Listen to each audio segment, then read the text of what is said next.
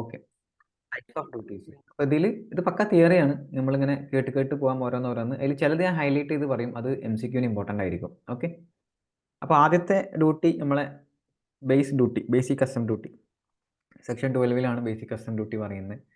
Basic custom duty നിങ്ങളെപ്പോഴും അധിക ക്വസ്റ്റ്യനിലും കണ്ടിട്ടുണ്ടാവുക എന്തായിരിക്കും, നമ്മുടെ 10% ആയിരിക്കും അല്ലേ. ജനറലി 10% ആണ്, പക്ഷേ പ്രൊഡക്റ്റ് വൈസ് ഇത് വേണമെങ്കിൽ മാറാം. ഓക്കെ, ഇതിൽ പ്രാക്ടിക്കലി നിങ്ങൾ ബിൽ ഓഫ് എൻട്രി കണ്ട ആരെങ്കിലും ഉണ്ടോ? ഇതിൽ ബിൽ ഓഫ് എൻട്രി കണ്ടിട്ടുണ്ടോ നിങ്ങൾ?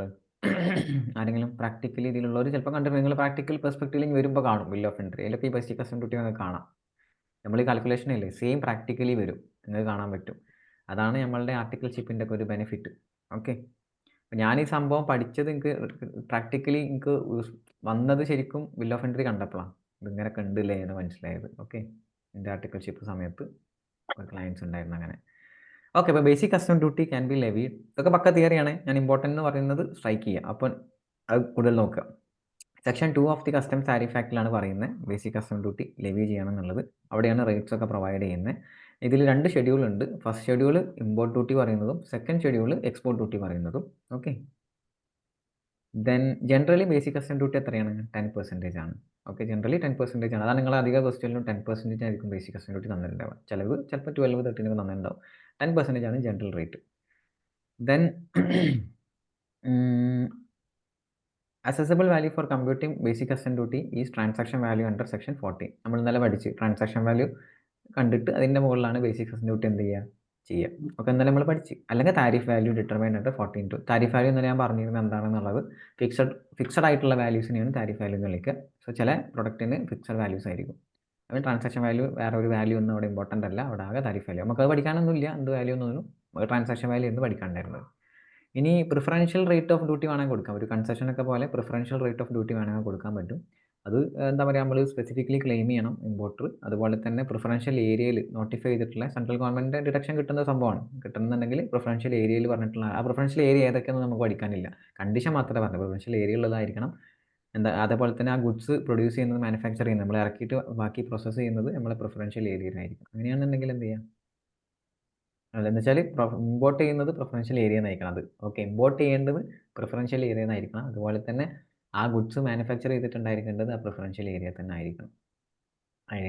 ഓക്കെ, അപ്പോൾ ബേസിക് കസ്റ്റം ഇവിടെ നമുക്ക് ആകെ ഒന്നുള്ളത് ഈ ഷെഡ്യൂൾ നോക്കുക. ഫസ്റ്റ് ഷെഡ്യൂൾ പറയുന്നത് ഇമ്പോർട്ട് ഡ്യൂട്ടിയും സെക്കൻഡ് ഷെഡ്യൂൾ പറയുന്നത് എക്സ്പോർട്ട് ഡ്യൂട്ടിയാണ്. സെക്ഷൻ 2 താരിഫ് ആക്ടിലാണ് റേറ്റ് ഓഫ് ഡ്യൂട്ടി പറയുന്നത്, അതും നോക്കി വെക്കുക. Section 12 basic custom duty. Customs ആക്ടിലെ ഇതിലാണ് ബേസിക് കസ്റ്റം ഡ്യൂട്ടി ചാർജ് ചെയ്യണം. ലെവി സെക്ഷൻ ഇല്ല, ലെവി ചാർജിങ് സെക്ഷൻ വരുന്നത് സെക്ഷൻ 12 ഓഫ് കസ്റ്റംസ് ആക്ട് ആണ്. MCQയിൽ ചോദിക്കാം. സെക്ഷൻ 2 ഓഫ് കസ്റ്റംസ് താരിഫ് ആക്ടിലാണ് എന്ത് പറയുന്നത്, ഈ റേറ്റ് ഓഫ് ഡ്യൂട്ടീസ് പറയുന്നത്. ഓക്കെ, നെക്സ്റ്റ് നമ്മളെ ഫേവറേറ്റ്സ് ആണ് IGST. IGSTയുടെ സെക്ഷൻ ഏതാ? സെക്ഷൻ 3 സബ്സെക്ഷൻ 7 IGSTയെ കുറിച്ച് പറയുന്നത്. ഇവിടെ ഒരു MCQ പോയിന്റ് ഉണ്ട്. അതായത് നമുക്കറിയാം, ഇന്നലെ നമ്മൾ ഇതൊക്കെ പഠിച്ചതാണ്, പ്രാക്ടിക്കലി കണ്ടതാണ് IGST ലെവി ചെയ്യുന്നതൊക്കെ. അപ്പോൾ ഇത് ഈ ബോൾഡ് ചെയ്താണ് important point. It has subsumed the various customs duty including countervailing duty and special additional duty. അതായത് മുമ്പ് bill of entry, Arshad bill of entry കിട്ടിട്ടുണ്ടല്ലോ ആ ഗ്രൂപ്പിൽ, അടിപൊളി. അർഷാദല്ലേ, ബ്ലാക്കിലുള്ള അർഷാദല്ലേ? അർഷാദല്ലടാ, അതന്നെ ബിൽ ഓഫ് എൻട്രി. യെസ്, ഇതന്നെയാണ് സാധനം. അതെ, അങ്ങനെ. ഓക്കെ, വേണ്ടവരെ അതൊന്ന് നോക്കുക. എന്നെ തോന്നുന്നു, ഞാൻ അപ്പം കണ്ടിട്ട് അതേപോലെ തോന്നുന്നുണ്ട്. അതന്നെ. എന്നാൽ എൻ്റെ കുറേ ഉണ്ടെന്നാ. അതെന്താ, ഇമ്പോർട്ട് ബിസിനസ് ചെയ്യുന്നുണ്ടോ? എന്തൊക്കെയാ ഹവാല ഇമ്പോർട്ട് ബിസിനസ് ഒക്കെ ഉണ്ടോ? ഓക്കെ, സോ വേസ്റ്റ് പേപ്പർ ആയിട്ട് ബിൽ ഓഫ് എൻട്രീസാ, അടിപൊളി. ബിൽ ഓഫ് എൻട്രി നല്ലത്, മരുന്ന് ലിസ്റ്റ് ഒന്നും ഇല്ലല്ലോ. ഞാൻ അങ്ങനെ പുറത്തുനിന്ന് കണ്ടിട്ടുള്ളൂ, ഞാൻ എടുത്തു നോക്കിയിട്ടില്ല. കണ്ടപ്പോൾ ആ പ്രിന്റിംഗ് ഒക്കെ കണ്ടപ്പോൾ ബിൽ ഓഫ് എൻട്രി പോലെ ഉണ്ട്. ഓൾഡാണ്. ഓക്കെ, മ്യൂട്ട് ചെയ്തിട്ടില്ല അല്ലേ, സോറി. ആരൊക്കെ വന്നുമ്പോൾ മ്യൂട്ടേക്ക് പോകുന്നുണ്ട്. ഓക്കെ, മ്യൂട്ടെടുത്തു. ഇമ്പോർട്ടാണ്. എന്താ ഒക്കെ ഈ കൊച്ചു കേരളത്തിൽ നടക്കുന്നത്? Pharma related. ഓക്കെ, അത് ഞാനൊരു വേണ്ട സമയമില്ല, അല്ലെങ്കിൽ ഒരു ഇൻസിഡൻറ്റ് ഞാൻ പറഞ്ഞേനെ. ഓക്കെ, ഒരു ക്ലയൻറ്റ് ഞങ്ങളെ ഓഫീസിൽ വന്നപ്പം ഞങ്ങളെ സാറ് വേണ്ടാന്ന് വെച്ച്. ആ ക്ലയൻറ്റിനെ വേണ്ട. സാനി എന്നുണ്ടല്ലോ, ഓക്കെ. ക്ലയൻറ്റിനെ വേണ്ടാന്ന് വെച്ച്. അപ്പം അതിൻ്റെ റീസൺ ഇതായിരുന്നു. ഒരു ഭയങ്കര ചെറുപ്പക്കാരൻ. നല്ല ജിമ്മ് ബോഡിയൊക്കെ ആയിട്ട് ഭയങ്കര കാണാനൊക്കെ ഭയങ്കര ചുള്ളനായിട്ടുള്ള അർഷാദിനൊക്കെ പോലെ നല്ല ചുള്ളനായിട്ടുള്ള ഒരു ചെറുപ്പക്കാരൻ. അപ്പോൾ അയാൾ വന്നിട്ട് സാറിനോട് ഇങ്ങനെ സംസാരിച്ച്. അപ്പോൾ അയാൾക്ക് മെഡിക്കൽ ഫീൽഡുമായിട്ട് വലിയ ബന്ധമൊന്നുമില്ല. ഭയങ്കര ബന്ധമൊന്നുമില്ല. അപ്പോൾ അയാൾ ഇമ്പോർട്ട് ലൈസൻസ് വേണം, കമ്പനി ഇൻകോർപ്പറേറ്റ് ചെയ്യണം. ഇതൊക്കെയാണ് അയാളുടെ ആവശ്യങ്ങൾ. അങ്ങനെ അയാൾ അതിന് വേണ്ടിയിട്ട് ഓഫീസിലെത്തി. ഞങ്ങൾ സംസാരിക്കുകയാണ്. ഞാനും ഉണ്ട്, സാറും ഉണ്ട്, സംസാരിക്കുകയാണ്. അങ്ങനെ അയാളുടെ കമ്പനി ബേസ് ചെയ്യുന്നത് ബോംബെയിലാണ്. ബോംബെയിലും ഗോവയിലും 2 സ്ഥലം. ബോംബെയിലും ഗോവയിലും. ചെയ്യുന്നത് ഡ്രഗ് ബിസിനസ്. ഡ്രഗ് എന്ന് പറയുമ്പോൾ മെഡിക്കൽ ലൈസൻസ് ഒക്കെ എടുത്തിട്ടുള്ള മെഡിക്കൽ ബിസിനസ്സാണ് ചെയ്യുന്നത്. അങ്ങനെ ഭയങ്കരമായിട്ട് അതിനെ എക്സ്പ്ലെയിൻ ചെയ്യുന്നു. അങ്ങനെ ഭയങ്കരമായിട്ട് ഇതിനെ ഇയാൾ മെഡിക്കൽ ഫീൽഡും അല്ല. പക്ഷേ ഡ്രഗ് ബിസിനസ് എന്നൊക്കെ പറഞ്ഞിട്ട് ഭയങ്കര അപ്പം സാറാദ്യം ചിന്തിച്ചത് എന്താണെന്ന് വെച്ച് കഴിഞ്ഞാൽ ഇത് ബേസ് ചെയ്തിട്ടുള്ളത് ബോംബെയിലും അതുപോലെ തന്നെ പിന്നെ എവിടെയാണ് ഗോവയിലാണ്. സാറിന് അപ്പം തന്നെ ഒരു ഇത് എന്ന് വെച്ചാൽ ഇത് എടുത്തു കഴിഞ്ഞാൽ പണി പാളുമോ എന്നുള്ളത്. കാരണം എന്താണെന്ന് വെച്ച് കഴിഞ്ഞാൽ ലൈക്ക് കമ്പനി നമ്മൾ ഓഡിറ്റ് ചെയ്യുന്നതൊക്കെ നമ്മളായിരിക്കും പിന്നെ. നമ്മളെല്ലാം ഇൻകോർപ്പറേറ്റ് ചെയ്യുന്നത്. സോ ഡെഫിനിറ്റ്ലി നമ്മൾ തന്നെ ആയിരിക്കും ഓഡിറ്റർ അപ്പോയിൻറ്റ് ചെയ്യുന്നത് നമ്മളായിരിക്കാം. സോ സാറ് പറഞ്ഞ് ഇത് എന്തോ പറഞ്ഞ് സാറ് എന്നിട്ട് ഒഴിവാക്കി അയാളെ. എന്തോ പറഞ്ഞിട്ട് സാറ് ഒഴിവാക്കി. സാറ് ആ വർക്ക് എടുത്തില്ല. കാരണം ഈ ഒരു പേടി കൊണ്ട്. കാരണം ഫാർമസ്യൂട്ടിക്കൽ കമ്പനിയാണ് ആൻഡ് ഇത് ബേസ് ചെയ്യുന്നത് ഗോവ ബോംബെയാണ്. അപ്പം ഇത് വെച്ചിട്ട് എന്തെങ്കിലും ഒരു പരിപാടികൾ ചെയ്ത് കഴിഞ്ഞാൽ ഇവൻ ഓഡിറ്റർ അടക്കം അത് ബാധിക്കും. ഓക്കെ. അങ്ങനെയുണ്ട്. നമ്മളൊരു വർക്ക് എടുക്കുമ്പം ഇങ്ങനെയൊക്കെ നോക്കണം. കാരണം ആസ് ആൻ ഓഡിറ്റർ എന്നുള്ള രീതിയിൽ നമുക്ക് ഒന്നും പണി വരാം. ഓക്കെ. ഞാൻ പറഞ്ഞെന്നുള്ളൂ. ഈ ഫാർമസ്യൂട്ടിക്കൽ എന്ന് പറഞ്ഞപ്പോഴൊക്കെ പറഞ്ഞെന്നുള്ളൂ. ഓക്കെ വിട്. നമ്മൾ തിരിച്ച് ഇതിലോട്ട് തന്നെ വരുന്നു. ഒരു എക്സ്പീരിയൻസ് പറഞ്ഞെന്നുള്ളൂ. എൻ്റെ ഇതിൽ നടന്ന ഒരു എക്സ്പീരിയൻസ്. ഓക്കെ. അപ്പം ഈ പോയിന്റ് ഒന്ന് ഓർത്ത് വെക്കണേ. കാരണം ഈ മുമ്പ് IGST വരുന്നതിന് മുന്നേ ഈ GST വരുന്നതിന് മുമ്പ് വാറ്റ് ആണല്ലോ ഇവിടെ. അപ്പോൾ വാറ്റ് ഉണ്ടായിരുന്ന സമയത്ത് ഈ വാറ്റിൽ സ്പെസിഫിക്കലി പറയുന്നില്ല എന്ത് ചെയ്യണമെന്ന്. ഈ കസ്റ്റംസ് കളക്ട് ചെയ്യണം അതിനെക്കുറിച്ചൊന്നും പറയുന്നില്ല. ഇവിടെ IGST ഏതുമായിട്ട് ലിങ്ക് ചെയ്തിട്ടുണ്ട്? നമ്മളെ GSTയുമായിട്ട് ലിങ്ക് ചെയ്തിട്ടുണ്ട്. അപ്പം പണ്ട് ഈ IGSTക്ക് പകരം കളക്ട് ചെയ്തുകൊണ്ടിരുന്നിരുന്നത് പകരമാണ് IGSTക്ക് പകരം കളക്ട് ചെയ്തുകൊണ്ടിരുന്നിരുന്ന സാധനമാണ് കൗണ്ടർ വെയിലിംഗ് ഡ്യൂട്ടിയും സ്പെഷ്യൽ അഡീഷണൽ ഡ്യൂട്ടിയും ഒക്കെ. സാഡും CVDയും പണ്ട്. വാറ്റ് വന്നതോടുകൂടി ഒക്കെ മാറി GST വന്നതോട് കൂടിയിട്ട് എന്തായി? അതിന് പകരം എന്താക്കി? IGST ആക്കി. അപ്പം സബ്സ്യൂം ചെയ്യപ്പെട്ട് IGST വന്നതോടുകൂടി സബ്സ്യൂം ചെയ്യപ്പെട്ട ഡ്യൂട്ടീസ് ഏതൊക്കെയാണെന്ന് വെച്ച് കഴിഞ്ഞാൽ ഇത് രണ്ടുമാണ്. കസ്റ്റംസിൽ സബ്സ്യൂട്ട് ചെയ്യപ്പെട്ട അതായത് GST വന്നതോടുകൂടി സബ്സ്യൂം ചെയ്യപ്പെട്ട കസ്റ്റംസിലെ ഡ്യൂട്ടീസ് ഏതൊക്കെയാണ്? ഇത് രണ്ടുമാണ്. MCQ ചോദിച്ചൂടെ? ചോദിക്കാം. മാർക്ക് ചെയ്ത് വെച്ചോ. ചോദിക്കാം. ഏതൊക്കെയാണ്? CVDയും SADയും. ഓക്കെ. സോ ഇത് ഇവിടുന്ന് ഒരു MCQ പോയിന്റിനുള്ള ഒരു സാധനമാണ്. പല ആൾക്കാർക്ക് ഇത് അറിയുണ്ടാവില്ല. ശ്രദ്ധിക്കുക. പിന്നെ നമ്മൾ നോർമൽ പോയിന്റ്സ് ആണ് ഇവിടെ. IGST ആൽ ബി റിവ്യൂഡ് ബൈ 3(7) അനുസരിച്ചാണ്. ഇത് നോക്കി നോക്കുക. സെക്ഷൻ അനുസരിച്ചാണ് IGST ലെവി ചെയ്യുന്നത്. Section 3 subsection 7 customs tariff act അനുസരിച്ചിട്ടാണ് എന്ത് ചെയ്യുന്നത്? ലെവി ചെയ്യുന്നത്. പിന്നെ നമുക്കറിയാലോ 40% വരെയാണ് മാക്സിമം നമുക്ക് GST ഇവിടെ ഉള്ളത്. അത് അറിയുന്ന കേസാണ്. 40% വരെയാണ് ഇവിടെ ഉള്ളത് എന്നുള്ളത്. ഓക്കെ. നിങ്ങൾക്ക് അറിയുന്ന കേസാണ്. മാക്സിമം 40 അല്ലേ ചാർജ് ചെയ്യാൻ പറ്റുള്ളൂ IGST. ഓക്കെ. പിന്നെ എങ്ങനെയാണ് IGST കാൽക്കുലേറ്റ് ചെയ്യുന്നത്? അറിയാലോ. ഏത് വാല്യൂവിൻ്റെ മുകളിലാണ് കാൽക്കുലേറ്റ് ചെയ്യുക? ആ വാല്യൂ ആണ് ഇവിടെ പറയുന്നത്. ജസ്റ്റ് ഞാൻ വായിക്കുന്നില്ല. നമുക്കറിയാം ഏത് വാല്യൂവിൻ്റെ താരിഫ് വാല്യൂ എന്നുണ്ടെങ്കിൽ താരിഫ് വാല്യൂവിൻ്റെ മുകളിൽ കാൽക്കുലേറ്റ് ചെയ്യും. ഓറൽസ് നമ്മുടെ ട്രാൻസാക്ഷൻ വാല്യൂ എന്നുണ്ടെങ്കിൽ നമ്മൾ കസ്റ്റംസ് FOB ഒക്കെ കണ്ടിട്ട് പിന്നെ എന്ത് ചെയ്യും? കസ്റ്റംസ് FOB ഒക്കെ കണ്ടിട്ട് ഡ്യൂട്ടി ഒക്കെ കണ്ടിട്ട് എല്ലാ ഡ്യൂട്ടീസും കൂട്ടി അല്ലേ? ബേസിക് കസ്റ്റം ഡ്യൂട്ടി കൂട്ടി എല്ലാം കൂടി കൂട്ടിയിട്ട് എന്ത് ചെയ്യും? അല്ലേ? അല്ലടാ. അല്ലേ? എല്ലാം കൂടി കൂട്ടിയിട്ട് നമ്മൾ എന്ത് ചെയ്യും? അതിൻ്റെ മുകളിൽ ഈ IGST കാൽക്കുലേറ്റ് ചെയ്യും. യെസ്. ശരിയല്ലേ? അവിടെ ശരിക്കും അതിലൊരു ഇതില്ലടോ. നമ്മൾ കസ്റ്റംസ് ഡ്യൂട്ടിൻ്റെ മുകളിലും കൂടി പ്രീവിയസ് പേജ് ഒന്ന് കാണിക്കാവോ? യെസ്. പ്രീവിയസ് പേജ് കാണിച്ചു. ഇതാ പോരെ?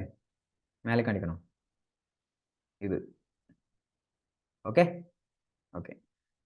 സോ ശരിക്കും കസ്റ്റംസ് ഡ്യൂട്ടിൻ്റെ മുകളിലും കൂടി GST കളക്ട് ചെയ്യുന്നില്ലേ? എന്ത് അപരാധമാണ് നോക്കി അല്ലേ? കസ്റ്റംസ് ഡ്യൂട്ടിയുടെ മുകളിൽ എന്ത് വരുന്നു? കസ്റ്റംസ് ഡ്യൂട്ടിയുടെ മുകളിലടക്കം ഇവിടെ ടാക്സ് വരുന്നുണ്ട്. ഓക്കെ. പിന്നെ ഇന്നലെ പറഞ്ഞൊരു കാര്യം ഉണ്ടായിരുന്നു. കോമ്പൻസേഷൻ സെസ് വരൂലേ? വരും. അവിടെ കോമ്പൻസേഷൻ സെസ് ആണ്. വേറെ ഹെൽത്ത് ആൻഡ് എഡ്യൂക്കേഷൻ സെസ് വേറെ എന്തെങ്കിലും സെസ് ആണെങ്കിൽ എടുക്കൂല. GSTയുടെ കോമ്പൻസേഷൻ സെസ് ആണെങ്കിൽ വരും. അതെല്ലാ പ്രൊഡക്റ്റിനും വരുമോ? ഇല്ല. കോമ്പൻസേഷൻ സെസ് എവിടെ വരുന്നുണ്ട്? നിഷാനയാണ് ഇന്നലെ ചോദിച്ചതെന്ന് തോന്നുന്നു. ഓക്കെ. നിഷാനയാണ് ചോദിച്ചത്. എല്ലാ വോയിസ് ഇനിയും ബ്രേക്ക് ആവുകയെ? നോ, സമ്മതിക്കൂല ഞാൻ. ഒരു ബ്രേക്കിനും ചാൻസ് ഇല്ല. സ്റ്റിൽ ഇല്ലല്ലോ. ബ്രേക്ക് ആവുന്നുണ്ടോ? ഞാൻ അത്രയും പവർഫുൾ സെറ്റാക്കിയിട്ടുണ്ട് ഞാൻ. ഇന്ന് ഫുൾ സെറ്റാണ്. യെസ്. പിന്നെ ആർക്കാ ബ്രേക്കായ? ഐശ്വര്യക്കാ? ആർക്കാ ബ്രേക്കായ?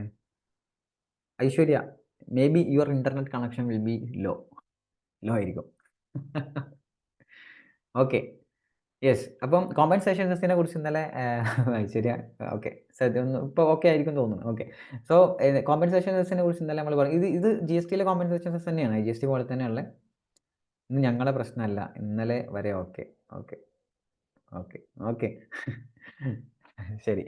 അപ്പം കോമ്പൻസേഷൻ സെസ് നമ്മൾ പറഞ്ഞിരുന്നു ജി.എസ്.ടിയിലുള്ള അതേ കോമ്പൻസേഷൻ സെസ് ആണ്. പക്ഷേ കോമ്പൻസേഷൻ സെസ് ആക്ച്വലി ജി.എസ്.ടിയിൽ ഒരു പീരിയഡ് വരെ ഉണ്ടായിരുന്നുള്ളൂ. എന്ന് വെച്ചാൽ ഇംപ്ലിമെൻറ്റ് ചെയ്ത് 5 ഇയേഴ്സ് വരെ ഉണ്ടായിരുന്നുള്ളൂ. ഇപ്പോൾ അത് എക്സ്റ്റെൻഡ് ചെയ്തിട്ടുണ്ട്. വെരി ഇമ്പോർട്ടൻ്റ് ആണ്. എക്സ്റ്റെൻഡ് ചെയ്തിട്ടുണ്ട്. ഫർദർ 31/3/2026 വരെയും കോമ്പൻസേഷൻ സെസ് ഉണ്ട്.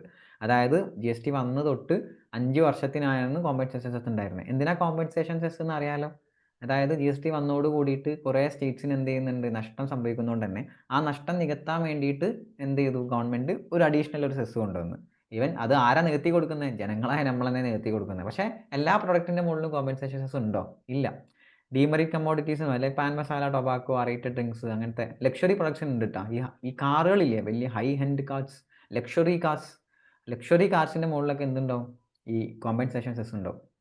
ഒരു ലക്ഷറി കാർ ഏതെങ്കിലും പറയടാ, കമൻറ്റ് പറയ്. ലക്ഷറി കാർ, ഹൈ എൻഡ് ആയിട്ടുള്ള വലിയ കാർ ഏതെങ്കിലും പറയൂ. പോർഷെ. ഓക്കെ.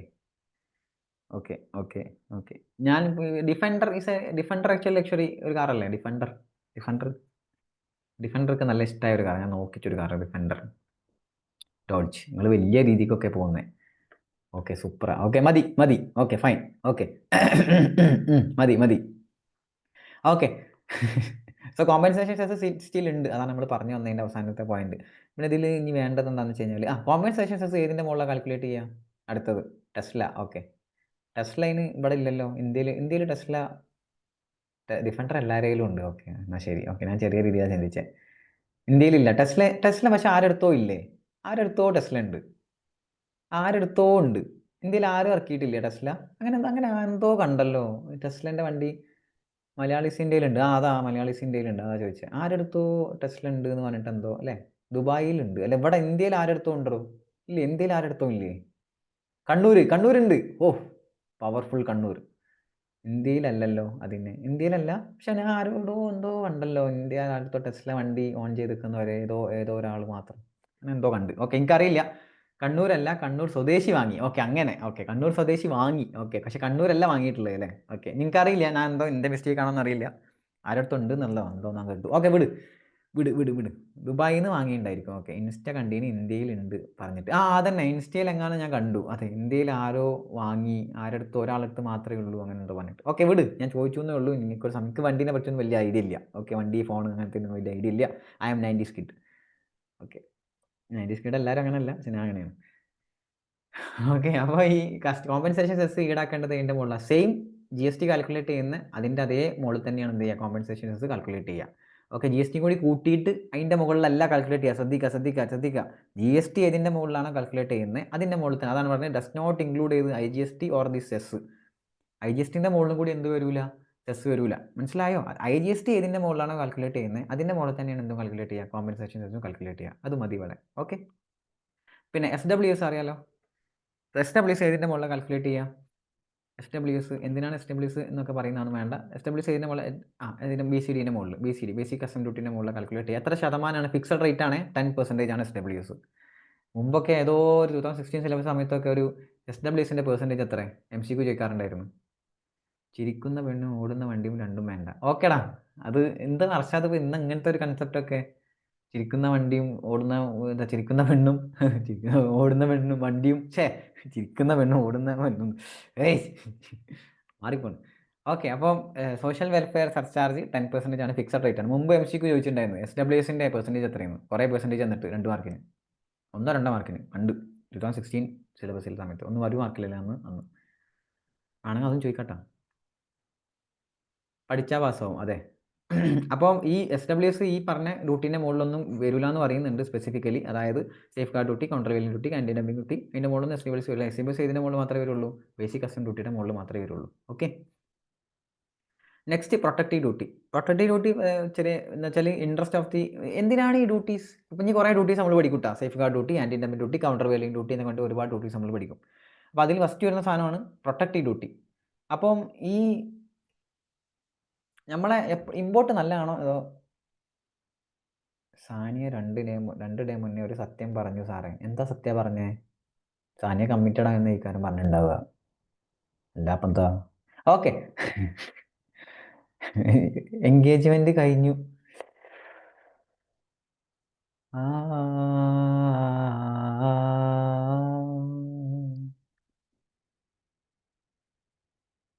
നിശാന പൊട്ടിച്ചു അത്.